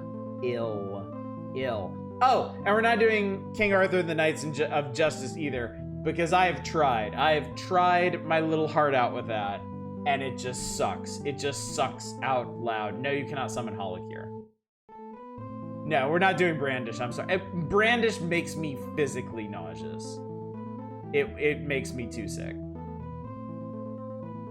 Oh, hey, Chicago Fawn. We'll talk about him. We'll run through him. But yeah, no Brandish, no more King Arthur and the Knights of Justice. It had its chance. I hate it. I hate it. And I'm genuinely curious to hear what Nintendo Power has to say about these games in particular. So let's get into it. Shall we start with Brandish from Koei? 12 megabits of an underworld maze, a warped king and dark magic hold the secrets of the future. Long ago, the kingdom of Birimia suffered terrible catastrophe when its king reached for dark secrets were too great for him to control. Like they do, the king's greed cast land in isolation beneath the earth. Much later, a young adventurer discovers the entrance to the lost world. Players take on the role of Varric, who is pursued through the 5 main areas of the game by Alexis, who seeks revenge. Alexis is only the first of your warriors in this land down under. Fancy enemies roam the passages of ruined Birimia. You also find shops, fountains, treasure chests, and advice in this mind-boggling maze. Although fighting takes place in real time as in a Zelda or Mana game, actual movement is somewhat limited by awkward play mechanics. Plus side, challenging, puzzling, good music. Minus side, oh boy, buckle up. Extremely awkward play control, but you do get used to it given enough time. There are 2 movement options, and both make it very difficult to fight circling foes since the Varric sprite always faces straight ahead. Graphics are unexceptional. So they go into depth about the awkward play control, though they do try to qualify it. King Arthur's World is a weird SAS game. I enjoy the kids kick my ass. I fucking love King Arthur's World, dude. I played most of King Arthur's World on this channel. I played all the way up to the Sky Kingdoms before it beat me down.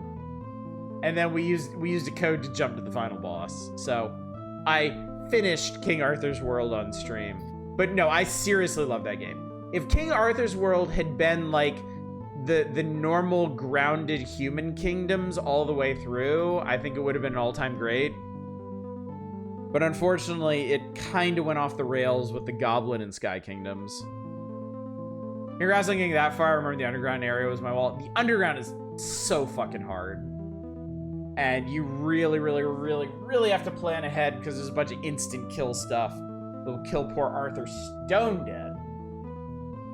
But fortunately, after years and years spent in that game, I was able to come to grips with it.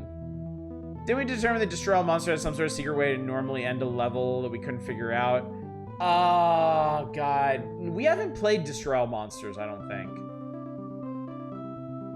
You might be thinking of King of the Monsters or something? Or maybe that Ultraman game we played a while back? Then let's fix that! Fatal Fury Special. Latest Fatal Fury Tournament Fighter makes it to the Super NES thanks to Playmates.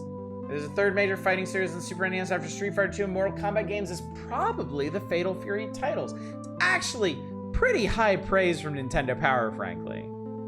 Saying Fatal Fury is 3rd after Street Fighter 2 and Mortal Kombat. Because God knows there are untold pretenders to the throne here.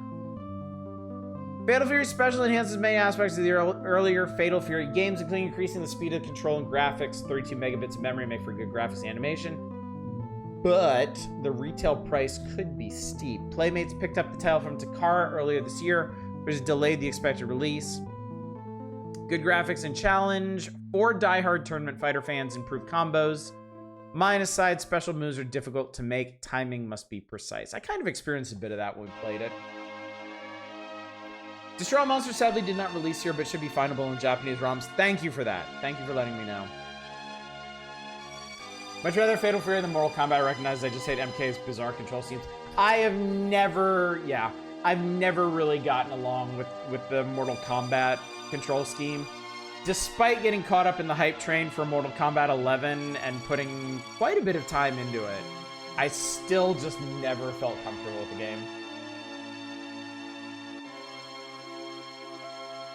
It took me a long time to realize I really like Capcom fighters.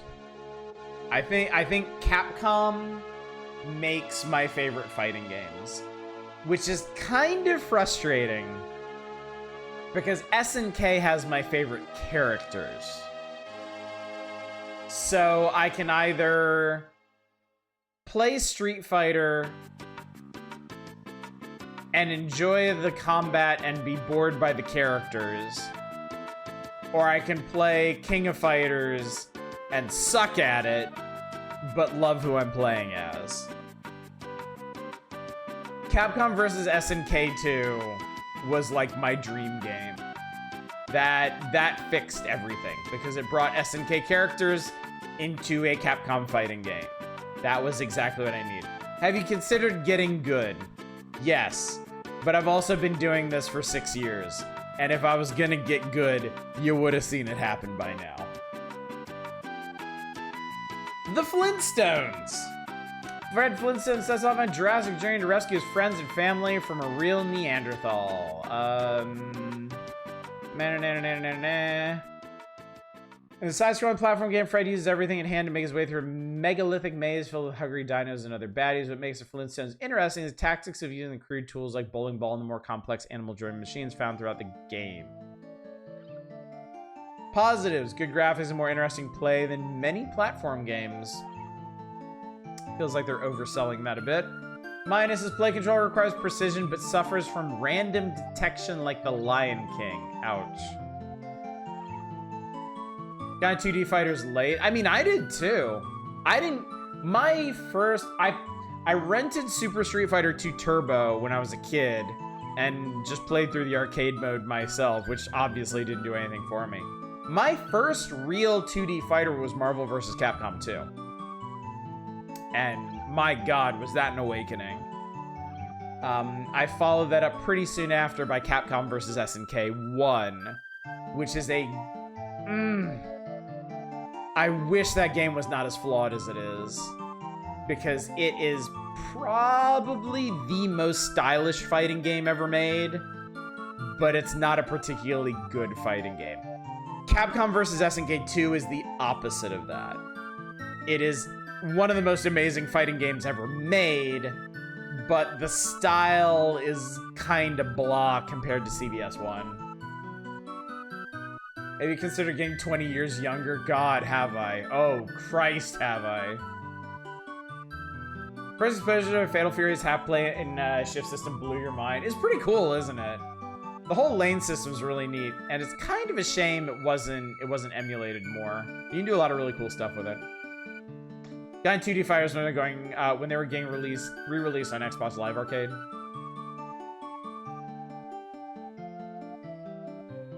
"20 years ago, I would have been 3.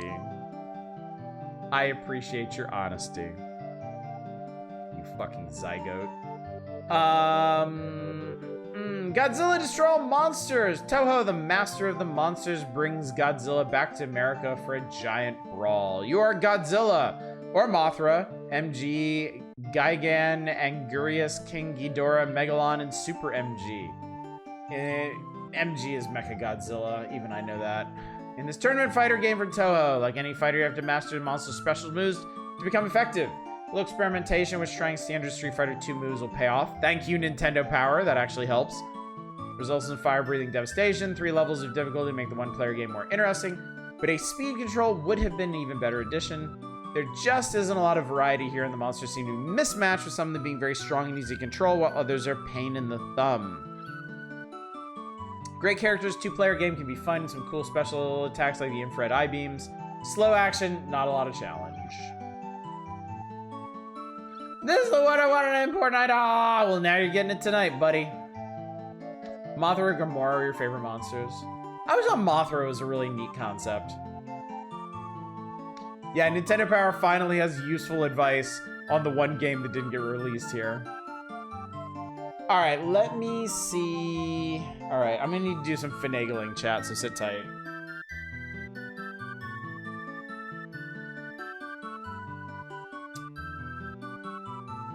Let me get it. Let me see if I can get this thing to actually behave. Godzilla eat all shrine maidens.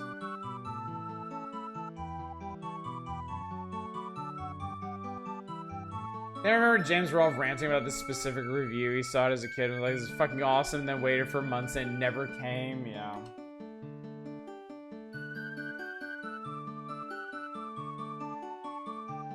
It's a Gamora rail shooter. Interesting.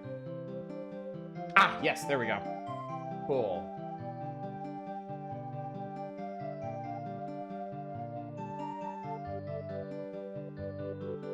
How am I doing? Stop. Stop, stop, stop, stop. I'm clicking on everything except the thing I need to click on.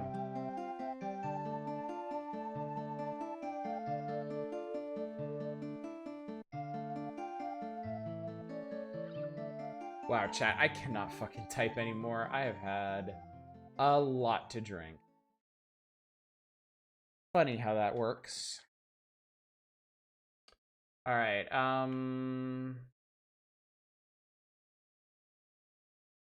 Godzilla Kaiju Daikessen, I believe is what we're doing. Oh, wow, the music ran out just then. Perfect. Get some water, tipsy streamer. That's not gonna help. And I haven't even finished my drink yet. I spilled my drink.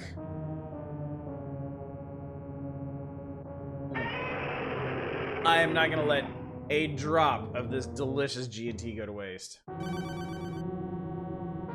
Not drinking is pre-gaming. Ah! Ah! Players, monster select. We got Gojira. We got Angurius. We got King Ghidorah. We got Gigan. Mothra. Holy, what the fuck is that? Biolante? Mechagodzilla and Megalon. That's the final boss of Sonic Adventure 1. It's like Dracula's final form from Symphony of the Night. Let's just do Gojira. I probably have the best chance of understanding what I'm doing here. Or Super Robot Wars Y Superstar Jet Jaguar.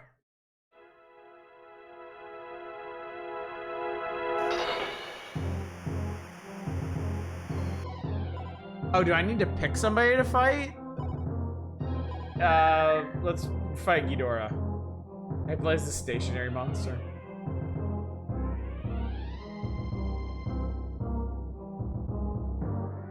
They're using this Mode 7 shit to great effect here. I'm enjoying the drama of this. Let's not destroy some monsters.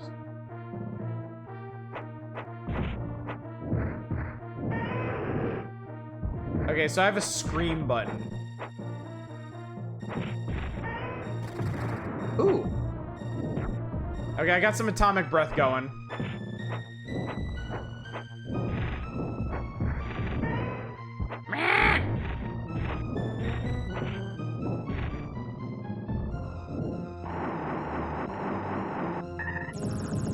Oh, you fucker.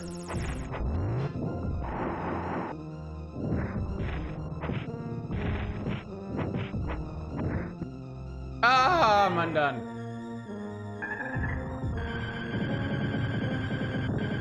So apparently that's Ghidorah's super.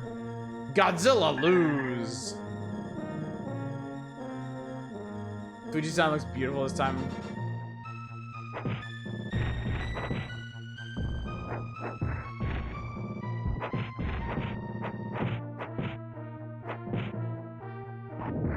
This is a very pretty game. How do you suppose I do my super? That's how I get grabbed. Ah, he stepped on me, you fuck. I hate that I cannot atomic breath this guy.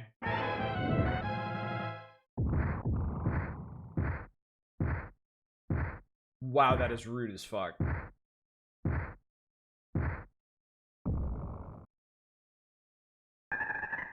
By the same developers as Ultraman one, they look very similar.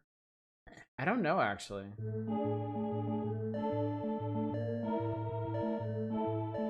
Alright, well, obviously don't need to continue because we didn't get anywhere.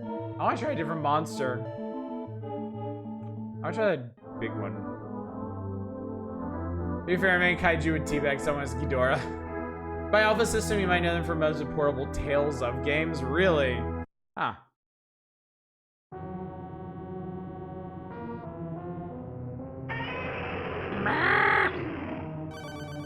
Alright, I'm gonna play the giant, horrible-looking thing.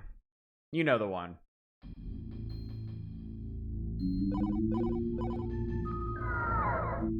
Biolante. Tales of Godzilla.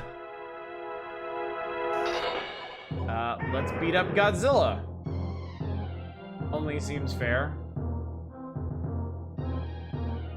Played the Game Boy Gojira game, right? The block puzzle one. I believe I did. I think so. Godzilla be shown in protagonist. Good lord, we're huge!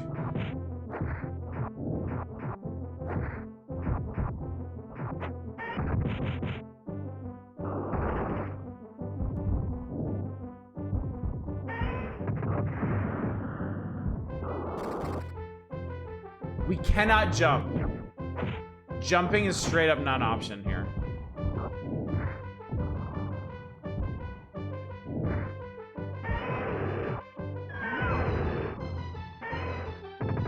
What the hell just happened? I got like horribly stunned.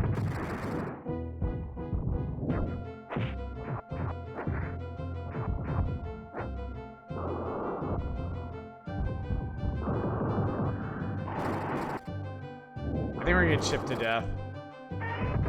Yeah.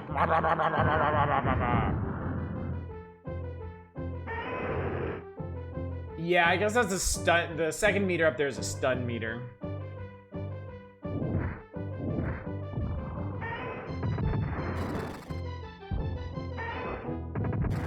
See, why couldn't I do that?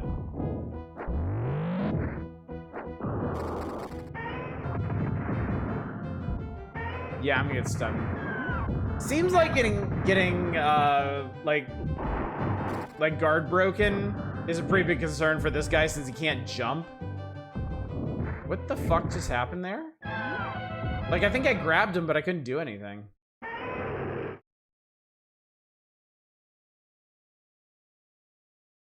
It's a plant. Biolante is a plant, huh? It can't do much at all. That's a shame, given how, like, huge and imposing he is. Alright, real quick, let's get our ass kicked by Mothra. And then we'll move on to something else. Why are we in the fart dimension? Because politics.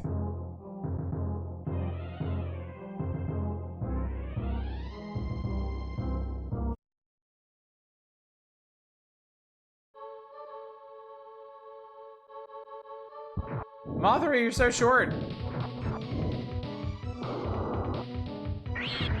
Okay, this does not seem like a good matchup.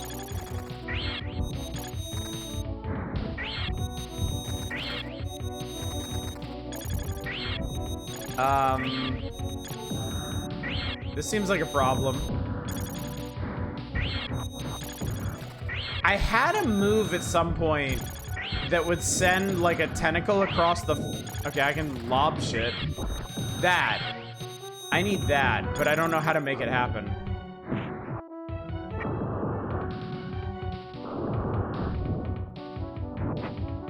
That! I need that. I need more of that.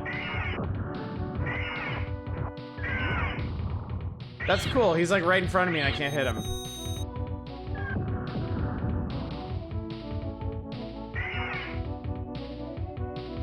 I do need anti-air.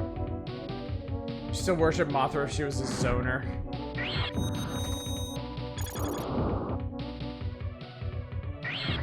Oh, the dust doesn't do anything on its own. But it seems like it enhances other stuff.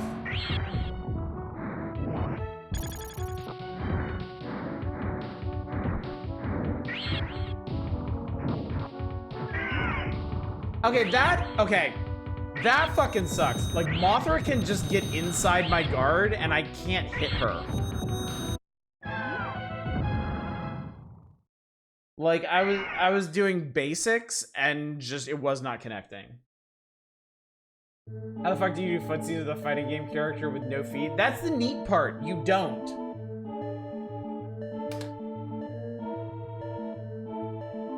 Okay, well. I'm always a little hesitant to pass judgment on fighting games because I always like if I don't immediately get how they work, I tend to be really bad at them. And I'm pretty sure it's more likely that I just don't understand how this one works and I just don't know enough of the moves to be effective. Mother GP. So don't judge this one based on my performance. In fact, don't judge anything we play based on my performance if you want to be safe. But yeah. I don't know. There were some questionable things happening there. Hey, how to survive Omni-Man getting me in a combo? That's the neat part. Alright, Justice League Task Force, the other fighting game. The other fighting game. The other fighting game? If you're wondering what's up with Justice League, Sunsoft recently sold this tournament fighter to Acclaim. What Acclaim picked up was a good-looking fighter with pretty standard play but great characters. As in most tournament fighters, the action is best experienced with a friend. Fighting the computer-controlled players may not keep you excited for long. Good graphics and options, standard controller motions for special moves. Play controls on the slow side, single-player option isn't very challenging. Womp womp. That'll be a reality soon when the new NRS game when that new NRS game comes out. And then goddamn King Arthur and the Knights of Justice. Enix, what were you thinking, man? Why would you do this? The studio that gave us such stone-cold classics as Dragon Quest and that other one. Can I see the screenshot of King Arthur? It's the fight with the dragon.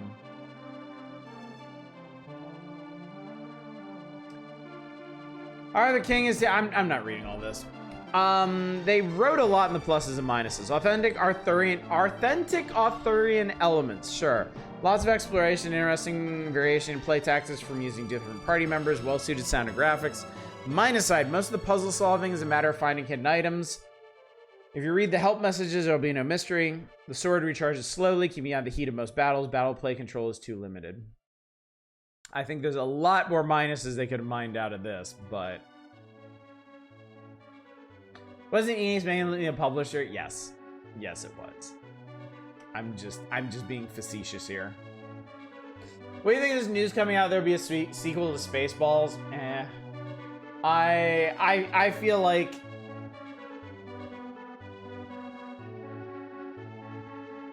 I don't want to be mean, but I feel like Mel Brooks' time has passed. I feel like he had a really, really good run decades ago and never really got back to the heights of those titles. So I'm not particularly interested. I also feel like satire just doesn't play very well anymore for a number of reasons. I have some cautious hope for the new Naked Gun film with Liam Neeson, because it really does seem from the teaser like they get it, like they know what they're doing there. But yeah, I'm afraid I'm not gonna have any faith in a Spaceballs 2 until I see like a really good trailer for it.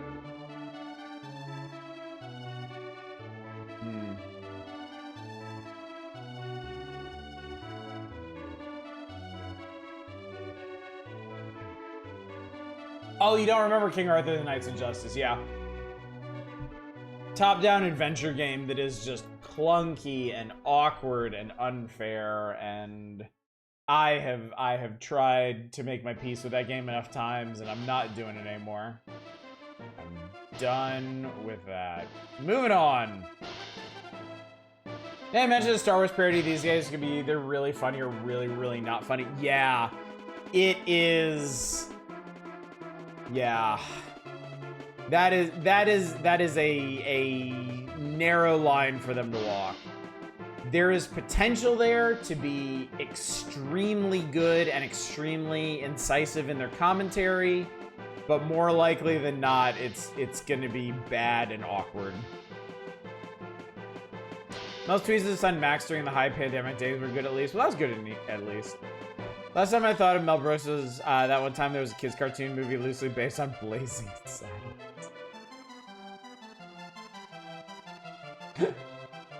I'm trying to imagine a kids' cartoon that does like the N-word bell chime gag, and I'm just like, oh Jesus.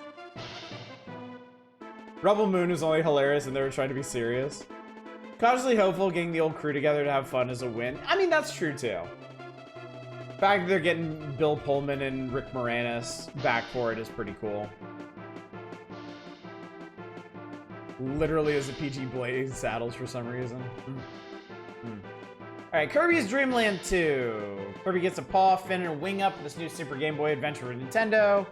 Kirby and Company suck. Well, in a good way. That's right, chat. Nintendo Power went there. Kirby uses the same attack method, sucking up objects and spinning them out, made him a Game Boy hit with Kirby's Dream Land. He also makes use of his new friends. When the pals are together, it becomes sort of Super Kirby. Alright, positives. More gameplay and strategies than previous Kirby games, thanks to the Round One's new pals, excellent play control, lots of variety, and great fun. Minus side, simple graphics. Although the graphics don't detract from play, some non-initiates may think the game is only for beginners. Ha! I've noticed lately, whoever's writing these is putting a lot of qualifying parentheticals in here. And I kind of wonder who that is and why they're doing it.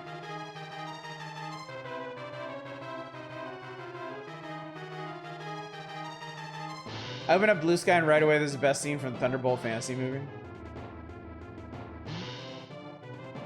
Qualifying parenthetical. So qualifying means a statement that kind of modifies the previous one. It's like a qualifier on it. Like, this is bad, but not because, but it's got this going for it. And then parenthetical is something that appears inside a set of parentheses. Swear to God, the equivalent to Sheriff Bart is played by Michael Cena. My guilt and senses are tingling on his qualifying statements. Ooh, you could be right, pneumatologist. You could be right. It's Rob and George again. They made copies of the office keys and never left. Pack in Time. Pac-Man rolls and romps is a Super Game Boy platform game that sends our hero back in time to the primitive days before video games. 1975. Color Feast when played on the big screen. Nice graphics and good use of Super Game Boy enhancements. Poor map layouts that allow players to get stuck. Well, I mean, that is about as red a flag as you can get. So that was a good explanation as an English major. Exactly like that, yes. And I'm glad to hear that worked out. I'm glad to hear I did okay with that. PGA European Tour. Malibu makes a cut with Super Game Boy Golf in Europe. Sends you the continent on a golfing dream at 4 world-famous courses. Each of the courses requires strategic and consistent golfing. You want to post a low score. Version of the EA Sports game looks terrific on Super Game Boy. Plays just fine as a handheld game too. For variety, you can play... excuse me. Talking about golf is so exciting. You can play practice around tournament or skins games. You can choose a bag of clubs. Plus side, course variety, good golfing strategy required, good use of Super Game Boy enhancements. Minus side, pitch shots can be difficult to execute. Huge wind fluctuations, as much as 90 degrees in a second. Didn't notice any of that. Just noticed that it wasn't as much fun as old NES Golf, or Game Boy Golf. Nintendo Golf. On the Game Boy. That. Pieces from Atlas, a jigsaw puzzle challenge of the Super NES. We played this ages ago. It wasn't featured in this issue. It was featured months ago. And it was actually pretty good, chat. I was surprised. Concept of pieces, simple and fun. You don't have to be a monster game player or puzzle master to get it. Began with a bunch of chopped up images that'll fit in a picture area and placed in the correct position. Yeah, we know how jigsaw puzzles work. Thanks, Nintendo Power. Great idea, good execution, game that even non-gamers will enjoy a fun 2-player mode. Minus side, not all that challenging in the 1-player mode. That's fine. That's fine. Golf spelled backwards is flog. So I actually took an international exam and I'm technically certified to teach people this godforsaken language. Things like qualifying parentheticals, I never heard that. Well, thank you. I'm glad I could help, Le Retro Spice-O. What's the Shining Good Snack Tetris game called again? Ah, shit. Oh, God. I can't remember. Wild Snake, thank you. Thank you, chat. I knew somebody had to have it. Pinball Fantasies. Game Tech brings the Pinball Fantasies experience to Game Boy 4 offerings. These are almost never good, I gotta say. After playing a bunch of different console pinball games, like Kirby's Pinball turned out to be rather singular in how creative it was. Despite the intense challenge of it, it really was a pretty worthwhile pinball game. These other ones are just trash, man. They are just really, really boring. The table layouts are never interesting. And it really hurts because in 1995, you had some really genuinely interesting table layouts in the actual arcade. Like at this point, you had Addams Family and Twilight Zone, Bram Stoker's Dracula, T2, the Super Mario World pinball game, the Star Trek The Next Generation pinball game. Like, they were making really, really cool interactive tables, and video games were just not picking up the slack. PC had Epic Pinball. They also had Balls of Steel, I think, was later, wasn't it?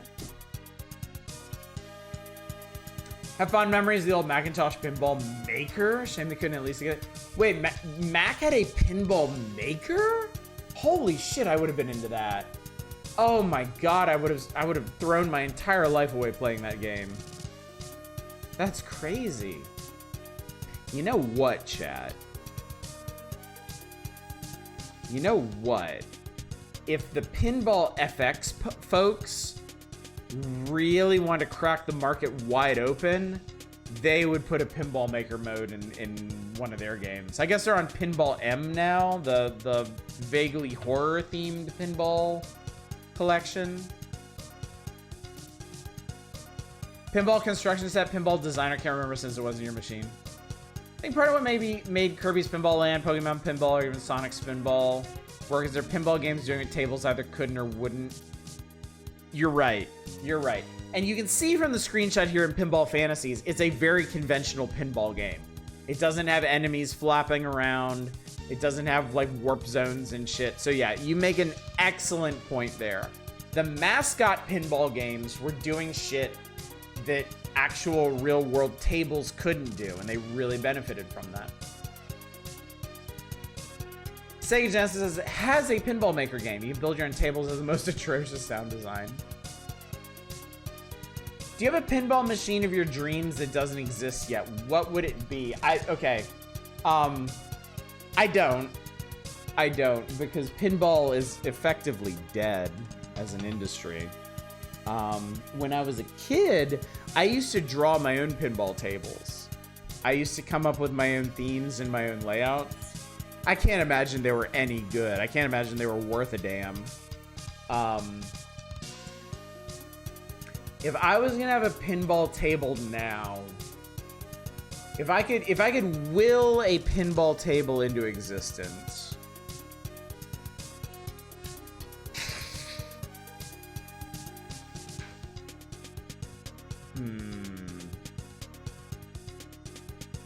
I feel like I want I want like an Indiana Jones greatest hits pinball table. I want an Indiana Jones pinball table that has like an Ark of the Covenant that you lock balls in for multiplayer, for multi-ball. It's got like a Temple of Doom at the end of one of the ramps. It's got a tank that you can push off a cliff.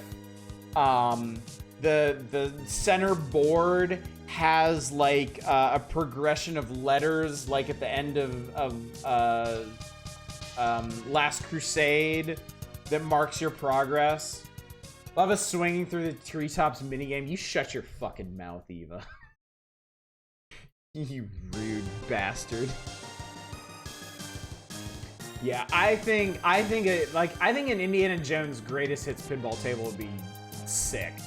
And now that I've said that, I'm gonna go look up the Indiana Jones pinball table that does exist, because I don't think I've ever played it.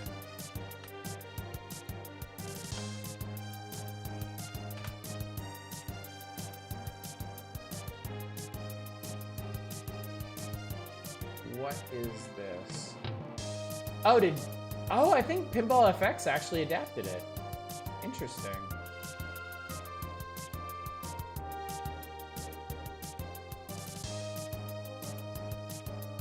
Yeah, that's not much of nothing. Looks like it's based on Raiders of the Lost Ark for the most part. And it looks pretty conventional to me. What game is this song from? Chaos Seed. 1996 Taito. Where the fuck happens in Dial of Destiny? Dial of Destiny wasn't bad. It wasn't bad like Kingdom of the Crystals, like Crystal Skull was. But it is weird. Can we see Chaos Seed again? No. I gotta get through this issue. I gotta wrap this up. Sam plays a board game, video games. Mario Party has value to me because a board game does stuff a physical board game couldn't. Meanwhile, why would I play Monopoly on SNES when I can just avoid playing Monopoly in real life? To have a side drain with a giant boulder chasing you down a bath, that'd be really cool. In theory, I mean, yeah, anything's possible. I'm not gonna rule anything like that out.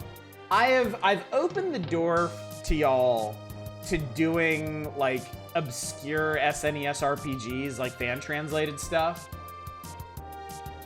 And you didn't take that option at the time, but I'm never going to necessarily close that door.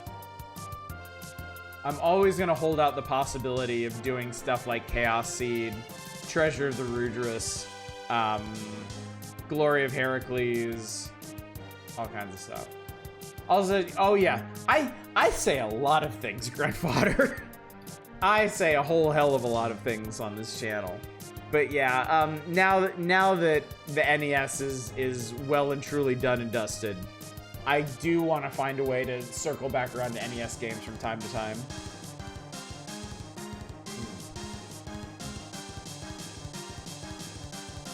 So many good games that just don't come up in the magazine. It's true. It's true. But I mean, just going through the magazine takes up so much of our time to begin with. Anyway, Pinball Fantasies, yada yada yada. Good graphics, realistic pinball feel, some interesting extra paddle play. That sounds kinky. Annoying soundtrack, paddle action is a bit slow, no Super Game Boy enhancements. For shame, no Super Game Boy. Boo. Boo this game. Porky Pig's Haunted Holiday. Looney Tunes Family of Games grows to piggy proportions. Porky Pig. This was surprisingly solid. I was not expecting to like the Porky Pig game as much as I did. While reading over travel brochures, Porky Pig falls asleep during the Nightmare Vacation. Horrible Adventure consists of standard platform action with some nice graphics and special effects.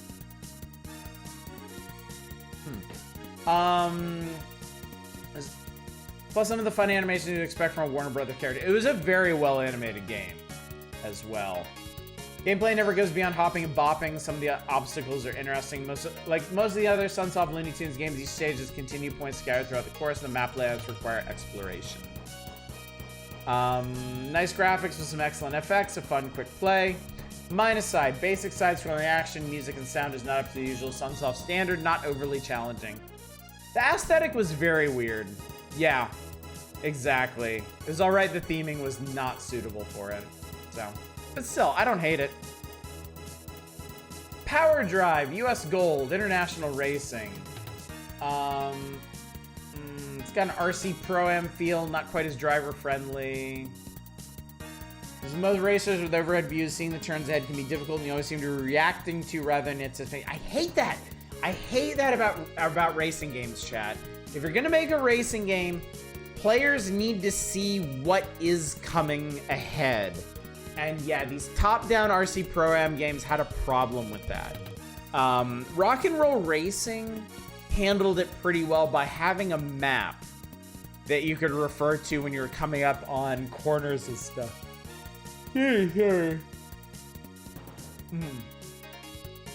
yeah, it's an issue with these games.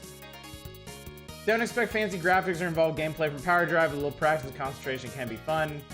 Good options, faster than you expect. Steering is quite touchy. They didn't have a whole lot to say about this one. And then Power Instinct. We're playing this one, chat. Powerful tournament fighting with a few twists from Atlas. Began life in the arcade. Super NES version does a good job of recreating the action graphics. These many of the standard moves and themes from Street Fighter 2 type games also include some humor and unique modes and moves. The life attack mood challenges you to beat 8, 16, or an infinite number of opponents with one life bar. Regular one-player game takes you through Japan fighting the 8 Power Instinct fighters. Good sound and play control is fine. Unique humorous moves like getting gummed by Granny. Fun 2-player action. Minus side, nothing really stands out except the challenge of the life attack, not a challenge of the one-player game. Alright, well. If you somehow had gummed by Granny on your bingo card for tonight, chat, rejoice. Because it's Power Instinct time.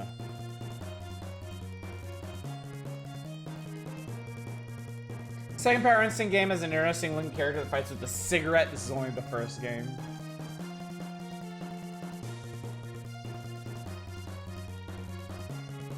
Alright, let's do it.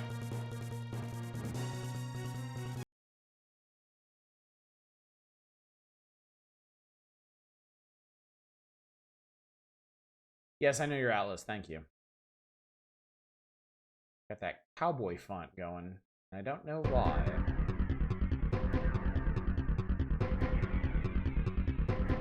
It's a very strange mashup of aesthetics. Our cursor is Granny! Alright, game start.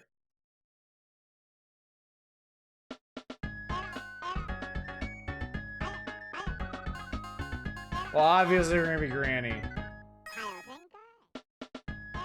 Did the title screen scream at us? This whole game is making weird noises at us. Also, they flashed that screen for like a second. Oh, for Christ's sake! We don't have to start with the mirror match. Play as Saitama. Boy! Oh. Well. Oh, she's got a slide. Oh, that's nasty.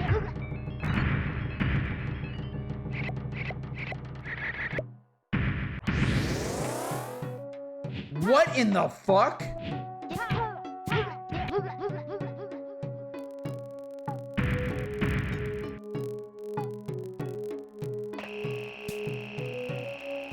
So, does she, like, suck the vitality out of her opponent and turn young again?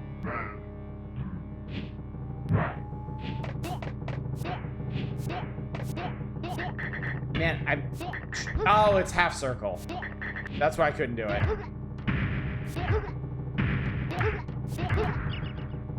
I want to do that again.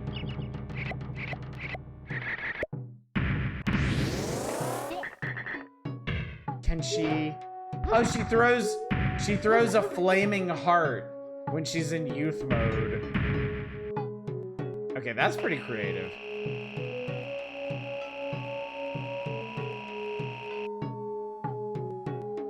I knew nothing going into this game. I still don't. Winner, this is still my realm. Ha ha ha. We're gonna fight Krillin. Hadouken with dentures.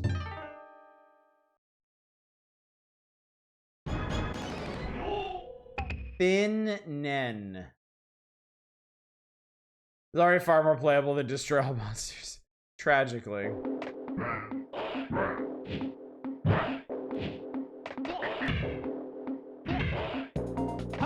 Oh god, he's blocking. Chad, he knows how to block. Oh, you can break through the normal barriers of the stage. Oh, she has a dive kick. Oh, I love it. He's got really long legs, though.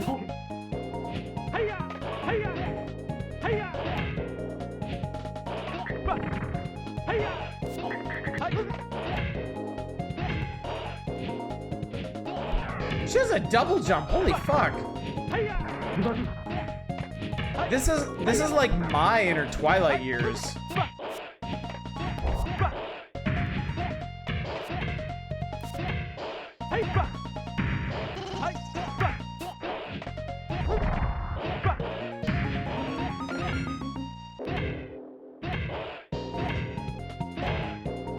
I will keep doing this until you fall for it.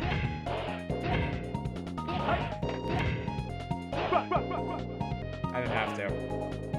Half ripped the Street Fighter engine? I have no idea. It's an Atlas game, so I don't know how they would have access to it.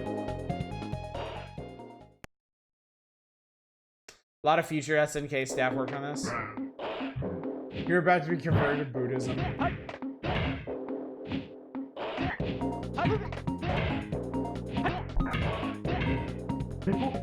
The goddamn computer will not fall for change-ups. Granny seems like a really good character.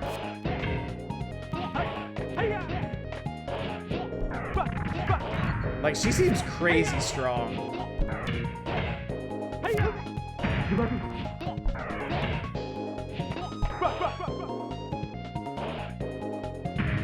The hell is the series get to up to 2003 on PS2?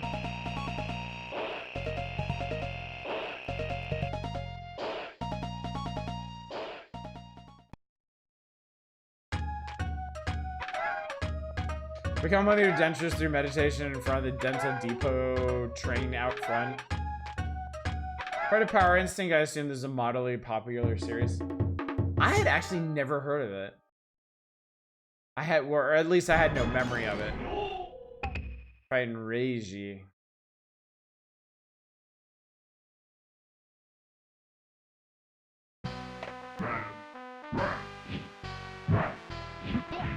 We got an Oenden squad in the background. Ah, you got the suck. Face the suck. And be set on fire. Damn, that's strong. Atlas apparently rebooted his Groove on Fight and did several entries under that name through the late 90s and early 2000s. Huh, okay. Yeah, if they block it, the heart gets put out. It just falls on the ground, all sad.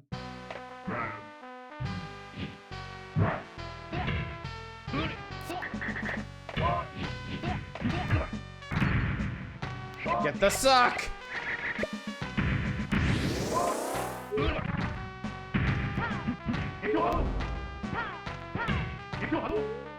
She is like really strong in her young form. Oh, but it's oh fuck, it's temporary. Oh shit, that's actually really cool.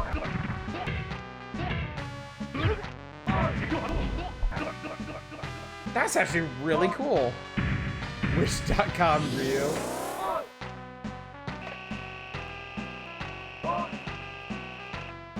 Imagine we didn't pick Granny and missed on the true insanity this game had to offer. Seriously. I mean, I wonder if any of the other characters have some weird shit like that going on.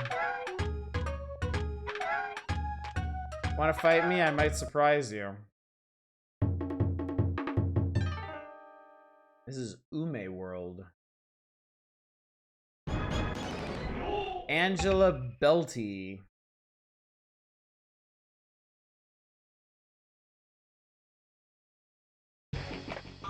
Good lord, she's huge!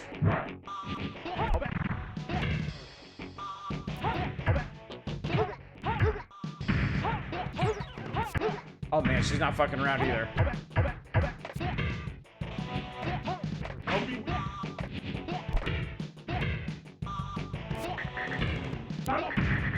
Whoa, what the fuck?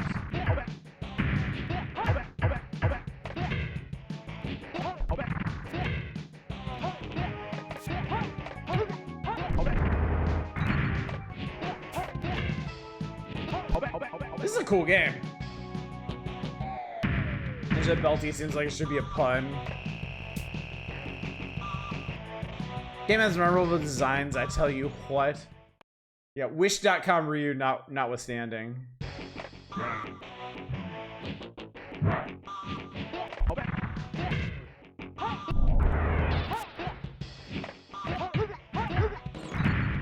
She's got a hell of a slide too.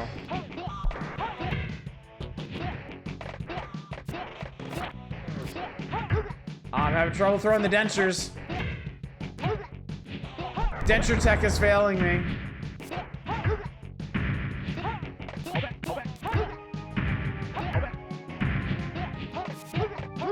Oof. Got brutalized. Amused me while the art in the PS2 game is gorgeous, the actual sprites are hilariously low quality. Looks like some of the other characters and sequels and some of the others are kind of insane.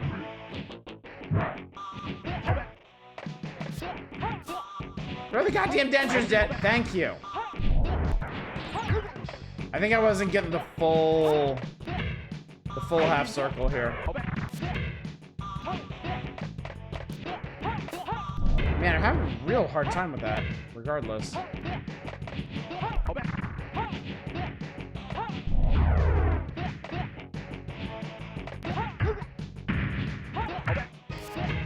I don't think this lady is gonna let me suck her. I wish she would. Yeah, she is not. She's not having it. Oh man, her slide's too good. Slide too good.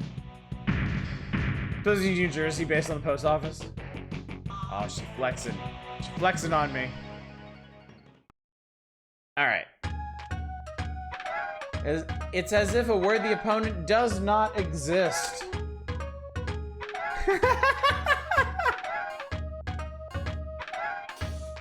Everything is granny themed, chat. I love it. All right. That was Power Instinct. Absolutely fucking fascinating. In a sea of very samey fighters, that had some neat shit going on. I need an alarm clock with 7-segment grannies. Game coming out called Screaming Savage Blood Deaths, almost beat for beat twin of the NES Friday the 13th. Wow. That's a deep cut. All right, chat. There's another god fucking damn Ren and Stimpy game. Jesus Christ. Ren and Stimpy Buckaroos. Cartoon Annex meet history head on. Ren and Stimpy returned for a reprise of the Super NES version of Buckaroos, which turns out to have nothing in common with the previously released Buckaroos for the NES. Unlike previous Ren and Stimpy titles, In this side-scroller, the gameplay doesn't take a backseat to the graphics. In fact, the graphics don't look an awful lot like the show. The game, on the other hand, has a variety that will keep your interest up at least for a little while. You collect objects that can be hurled at foes, and the enemies set up some good ambushes. It'd be easy to condemn Buckaroos as just another vehicle of Ren and Stimpy silliness, but it has a few moments of near amusement. Good story and cinema scenes. More gameplay than previous Ren and Stimpy titles. Graphics aren't very Ren and Stimpy-ish. Weird. What a weird thing. The Shadow. Who knows what evil lurks in the hearts of men, chat? The Shadow, that's who. Once he knows that you're up to no good, he'll be on your trail like a bloodhound. Shadow combines some cool cinematic scenes and music, a standard side-scrolling street fighting action game along the lines of Double Dragon. What sets it apart are the special moves. Good cinematic sequences, fun special powers. The play is more varied than most games of the type. Worth a look. Play control is a bit slow and the animation is impressive. Lots of tedious punching and kicking.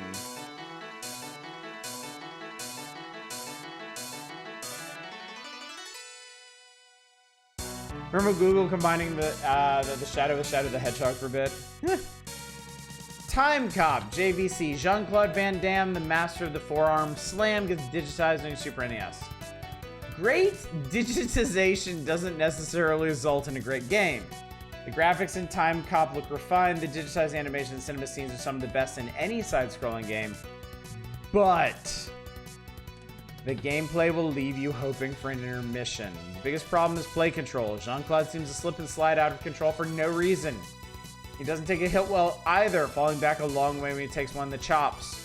For variety, there's some shooter stages with vehicles, but the level is never anywhere near as exciting as JVC's excellent Star Wars games. This game is definitely not of the same caliber. Plus side, great graphics. Minus side, awkward control. That's it. That's all we got. And now we experience it for ourselves. I always get Time Cop mixed up in my brain with Time Trax.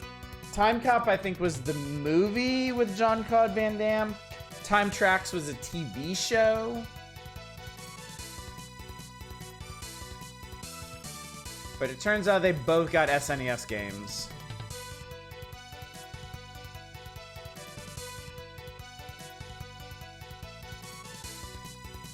All Time Cops are bastards. Time Cop is a movie about a bad guy come in contact with the past self and start to fuse into a horrifying blob. Oh, gross. Kinda cool, but also gross. JVC, Cryo, Time Cop. They were composing the main screen, the title screen theme, and they were like, needs more cowbell. Unironically. Level V Los Angeles part. Oh, this is the attract mode. Fuck that shit. Let's do this. Naive assumptions gotta be horrible. Thanks to Max Walker and the Time Enforcement Commission Tech, the time travel system created by Professor Hans Kleinstadt didn't fall into Senator Aaron McComb's hands. A new security system called Time Scan has been developed to intercept immediately anyone who tries to change the course of history. Use of Time Scan allows Walker to leave his dangerous job of time enforcement. After last routine mission, he got ready to leave tech offices when he noticed a new logo on the electronic device of the company. HKE Hans Kleinstadt Electronics Inc. Oh my god. Professor Kleinstadt, the inventor of the time travel, wasn't dead during the first experiment. Walker suddenly teleported. He finds himself in a new building seized by armed guards who bring him in front of Kleinstadt. Kleinstadt hails Walker as the last human allowed to travel through time. Explains that he became the master of today's technology by being the only person alive able to conceive time scan, and since its activation, the only person alive to travel time with impunity. However, his status of Time Master bores him. He needs a worthy opponent to play against on the board of time. Kleinstadt gives to Walker a bracelet of temporal control and declares let the duel begin. As soon as Walker puts the bracelet around his wrist, he's forced by the two guards of time. Is this the plot of the movie, or did they just make up a whole bunch of bullshit?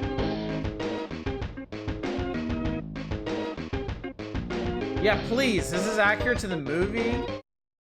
I'd honestly be more impressed if they made this up for the video game. FBI. Just skipping through the entire first act of the film, okay. FBI. Get on it.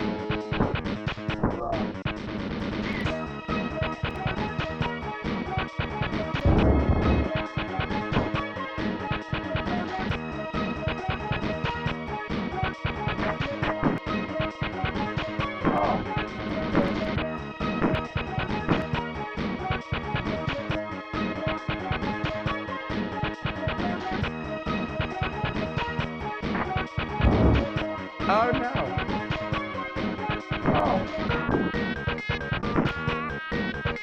This is so kitschy.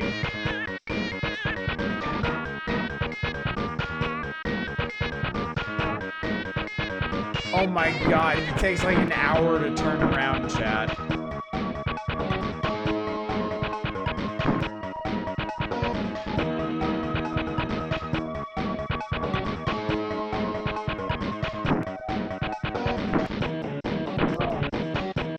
Heard that mocap was a cool technique and stop researching there. Maybe wonder how many SNES games have Jean-Claude sprites? At least 2. Looks like a fake video game. You can see the kid character played in an episode of NCIS Law and Order.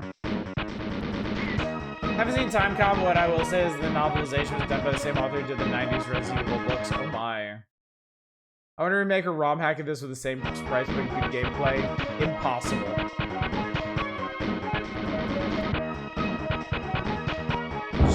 Jean-Claude Van Damme sprites preclude the possibility of good gameplay.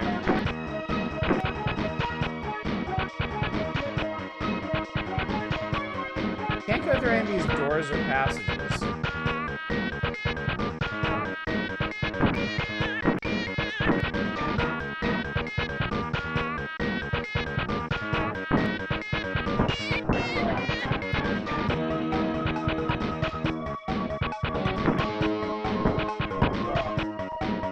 I shot that man in the penis.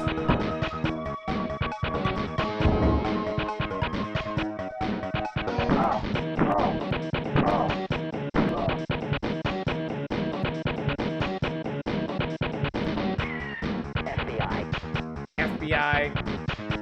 Get on it. Get on it. FBI.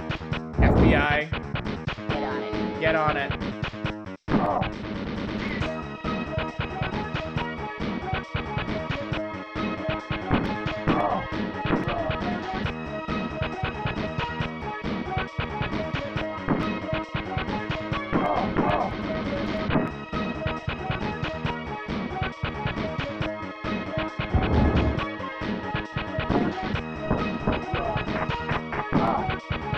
I'm out of gun. Your foot sounds like a gunshot.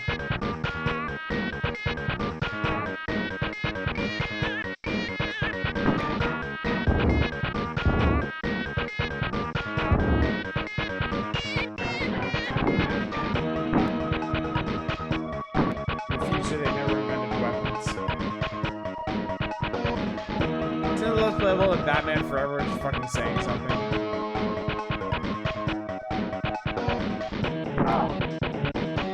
Yeah, it's not good. Okay, I'm bored to death by this thing. FBI. Get on it. FBI, get on it. Which is hilarious because he's not in the FBI, he's in the TEC.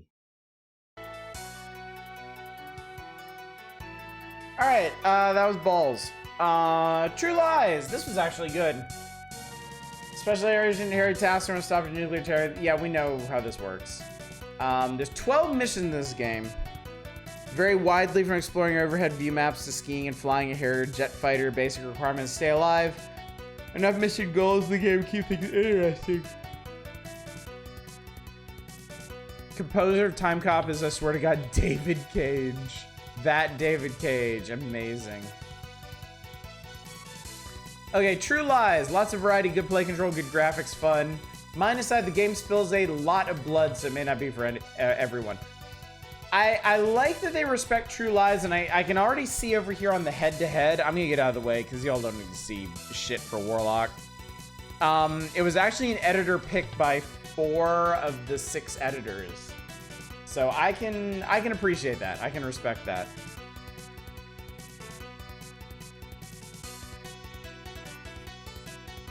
Guess I'll play against type and not request Ren and Stimpy this time. Thank you. Cause yeah, I just want to get through this now.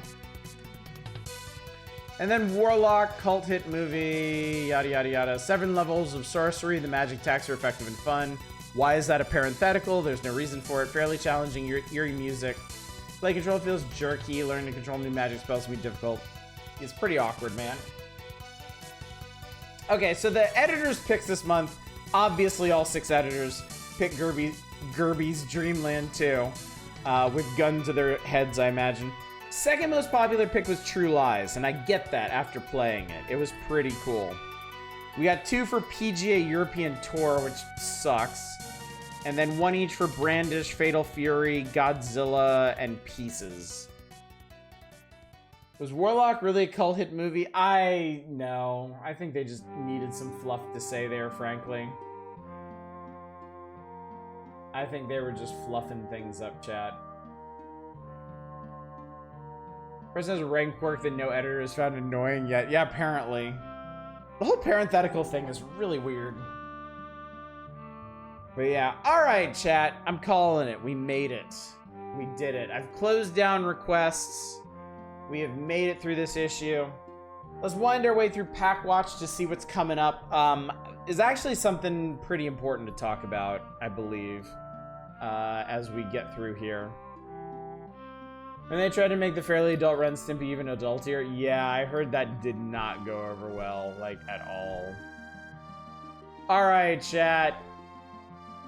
Doom. One of the most popular PC games of all time will come to the Super NES next fall when Doom makes his appearance thanks to Williams. Another version will make it to the N64. First published pictures of Super NES Doom look mouth-watering. So, we will play Doom on Super Nintendo, don't you worry about that. We also, behind my head, have Game Boy Earthworm Jim and Nosferatu. Any game that's been in the works for 3 years is either in serious trouble or is very good. Nosferatu falls into the second category. I will take your word for it. I put video of the game on the magazine page. Shut up. Jackass. Production quality of set as action horror is excellent. Players will be reminded initially of Prince of Persia. Soon the richness of Nosferatu's graphics and music creates a real feeling of mystery and danger. First gameplay sessions met with gasps from onlookers as our character leapt across spiked floored chasms. Developers include everything you might associate with vampires from the shadowy castle of the packs of wolves that roam the ground. It has a depth of Castlevania with puzzles, fighting action, bosses. Huh. I think I recall SNES Nosferatu being actually kind of neat or fucking awful. I forget. Thanks, Shadows. That really clears things up. Jungle Strike coming from Electronic Arts and Syndicate. There will be an SNES version of Syndicate. We will play it because I do like it. Also on this page, SWAT Cats and, oh, God help us one and all, Castlevania Dracula X. Now Konami is bringing Castlevania Dracula X to the Super NES. The countdown's begun. The 2 shots shown here are taken from the Japanese version for the PC Engine. The Super NES graphics will be at least as good and probably better. We hope to have actual screens of these Super NES game very soon. In the meantime, dream a little. The return of Castlevania may be one of the hottest happenings of the year. No. No, it won't be. It's Rondo, blah! The Syndicate blurb actually looks pretty interesting. There haven't been many multiplayer adventures in the past, Secret Mana and Gauntlet. Now it's just bringing Syndicate to Super NES, taking a dangerous future world where cyborgs run amok. The player party of 4 agents straight out of the cryo chamber. As a one-player game, your syndicate agents move out one at a time to complete the mission, but you plug in a multiplayer adapter. 4 agents can work in concert to achieve their goals. That's really cool. Although the graphics in the action areas contain small characters and simple animation, the gameplay of 4 players is an interesting experience. Bet your ass you're playing Dracula X. I know. Yeah, no, that's a rad idea for co-op. Syndicate SAS is a good port, if I recall. Well, we'll find out firsthand, because I do enjoy Syndicate. And I am eager to see how the Super NES port stands up. Co-op Syndicate Wars would have been pretty sick, too. Alright, you know how this goes, chat. I will skim through here looking for interesting game titles. I ain't reading all this shit. Pack Watchers found themselves at the Acme show in Reno, Nevada last March. Mortal Kombat 3, Street Fighter the movie, oh god. Killer Instinct, Fatal Fury 3, Tekken? Other fighters on the show floor included Fatal Fury 3, Tekken, Double Dragon, Samurai Showdown 2, and Virtua Fighter 2. Wow. Mention of Tekken in Nintendo Power. Cruisin' USA, Sega Rally, Ace Driver, Ace Combat 22, T-Mech, Alpine Racer, Sports Fishing, Lion King, Seventh Guest, World Heroes 2, Air Combat 22 formed the basis for Ace Combat. Okay. I was wondering what you were on about, because I was like, there's no Ace Combat on here. A PlayStation game gets mentioned in the Power Hours. Can we request it? No. I'm afraid that is against the spirit of the evening. It needs to be on one of the pertinent consoles. In a nutshell, Doom had to use the Super FX2 chip. That makes a ton of sense. Ace Combat is a loose port remake of Air Combat 22. Okay. Interesting. Interesting indeed. We need to talk about this. So we made it, chat. We made it to the end of May 1995. As prescribed, it means that Saturday is free and clear for more Next Fest demos. But we need to talk about Earthbound. Earthbound is the big feature in the next issue of Nintendo Power. So the time has come. The time has come to ask, chat. Do we need a full playthrough of Earthbound? Do you want to see Earthbound on this channel?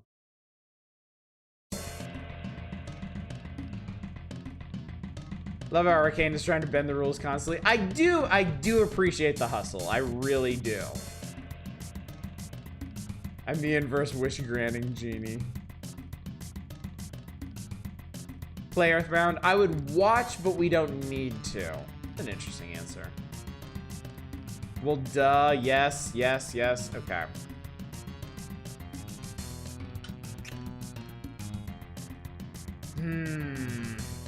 Okay.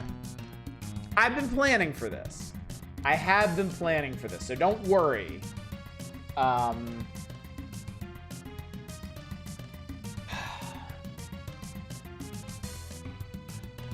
Okay, here's what I'm gonna say. And I will remind you of this when I get back from Japan. The first game I play back from Japan is not going to be Earthbound. It's going to be a democratic playthrough, and I am not necessarily going to follow it with Earthbound, but I will do Earthbound sometime after that first game. We may do an interim game, we may do short stuff, but we will do Earthbound sometime after I get back from Japan. And I'm not talking about like 2026 here either. Here's the thing. I am looking at our block of time basically from July until October. And again, I'm not going to be real strict about Spooktober this year. I'm not going to do a full ironclad set month of horror games this Spooktober. I'm going to feel it out. I'm going to do what I want. So if whatever we're doing spills over a bit into October, that's fine. But I'm looking at 3 things right now. I'm looking at 3 things when I get back from Japan. One is Ocarina of Time on N64, because I am supposed to get my Analog 3D in July. So it's not going to be the first thing I do when I get back, and we all know how Analog operates. It may be pushed back another couple of months or back into 2026. I have no idea. But assuming that they're not blowing smoke on this, that I actually do get the Analog 3D in July, then that means Ocarina of Time is going to happen sometime this summer. This summer, seriously. So that's one thing. Second is Earthbound, because Earthbound is the feature for the next issue. This is the time to do it if we're going to do it.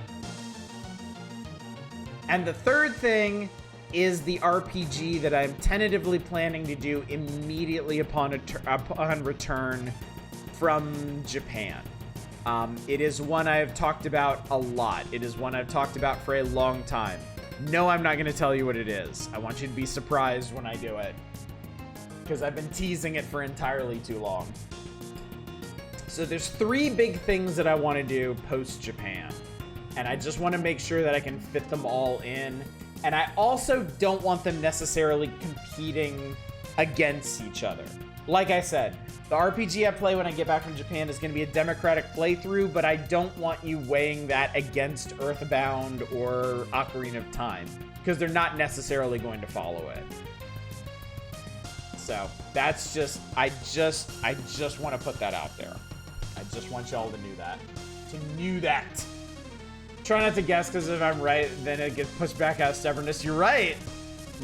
I'm just that petty. I am just that petty. So you'll have to see what it is. But anyway, chat, we did it. We accomplished the important goal for the evening. May 1995 is done. Coming up in June of 1995 is Earthbound, Jungle Strike on Game Boy, apparently. Donkey Kong Land, I guess. They buried the lead here, but we're gonna have some news on the Virtual Boy, and we may actually be playing some Virtual Boy games in this next issue. Don't worry about the Life Fitness special. I don't have the shit for that. And then Deep Space Nine out of nowhere. So if you've been jonesing for some more Star Trek, this will be your chance. So I'm gonna wrap it here, chat. I'm gonna go ahead and wrap it so I can get some sleep and have the energy to go jogging tomorrow. So, tomorrow night is the Steam Next Fest demo wheel. In fact, I am going to close those nominations at this very moment, because God knows you have had your time. I did see one go in tonight. I did, yes. So I think we're at an even 20 games for the demo wheel, which is great, which is awesome. We'll play as many of them as we can tomorrow night, crown a winner, and then whatever I don't get to tomorrow night will overflow into Saturday. It's gonna be good, chat. It's gonna be a real good 48 hours from here. I'm really excited. I love Next Fest season. I love it so much, and we've set aside 2 consecutive nights for it. I'm over the moon about that. It's the perfect send-off before my Japan trip, which of course starts Sunday. Technically Monday morning, but yeah. Just as a reminder for anybody lurking out there who somehow doesn't know, I'm going to be on vacation from June 16th to June 29th. I'm going to be in Japan for 2 weeks. When I come back, we'll be starting up a new RPG on June 30th that I am playing close to my chest. So you'll have to show up and see what that's going to be. I promise I will not immediately push for Majora's Mask as soon as Ocarina of Time wraps up. Assuming Ocarina of Time is a good time, you may not have to wait too long for it. I may be inclined to do it. But in between, I might want to do Oracle of Seasons and Ages. I am technically, I'm technically working my way through a lot of series, but I am technically on a quest to play the entire Legend of Zelda franchise. We just got hamstrung by Ocarina of Time because I didn't have a good N64 solution. Assuming the analog 3D is what it says it is and has no trouble playing these games, then we can proceed apace from there. But this is all a story for another night, chat. I've done enough rambling for one night. We've done some good work here. We're done with May 1995. I am going to find somebody for y'all to raid. Send you off into the wilds of Twitch.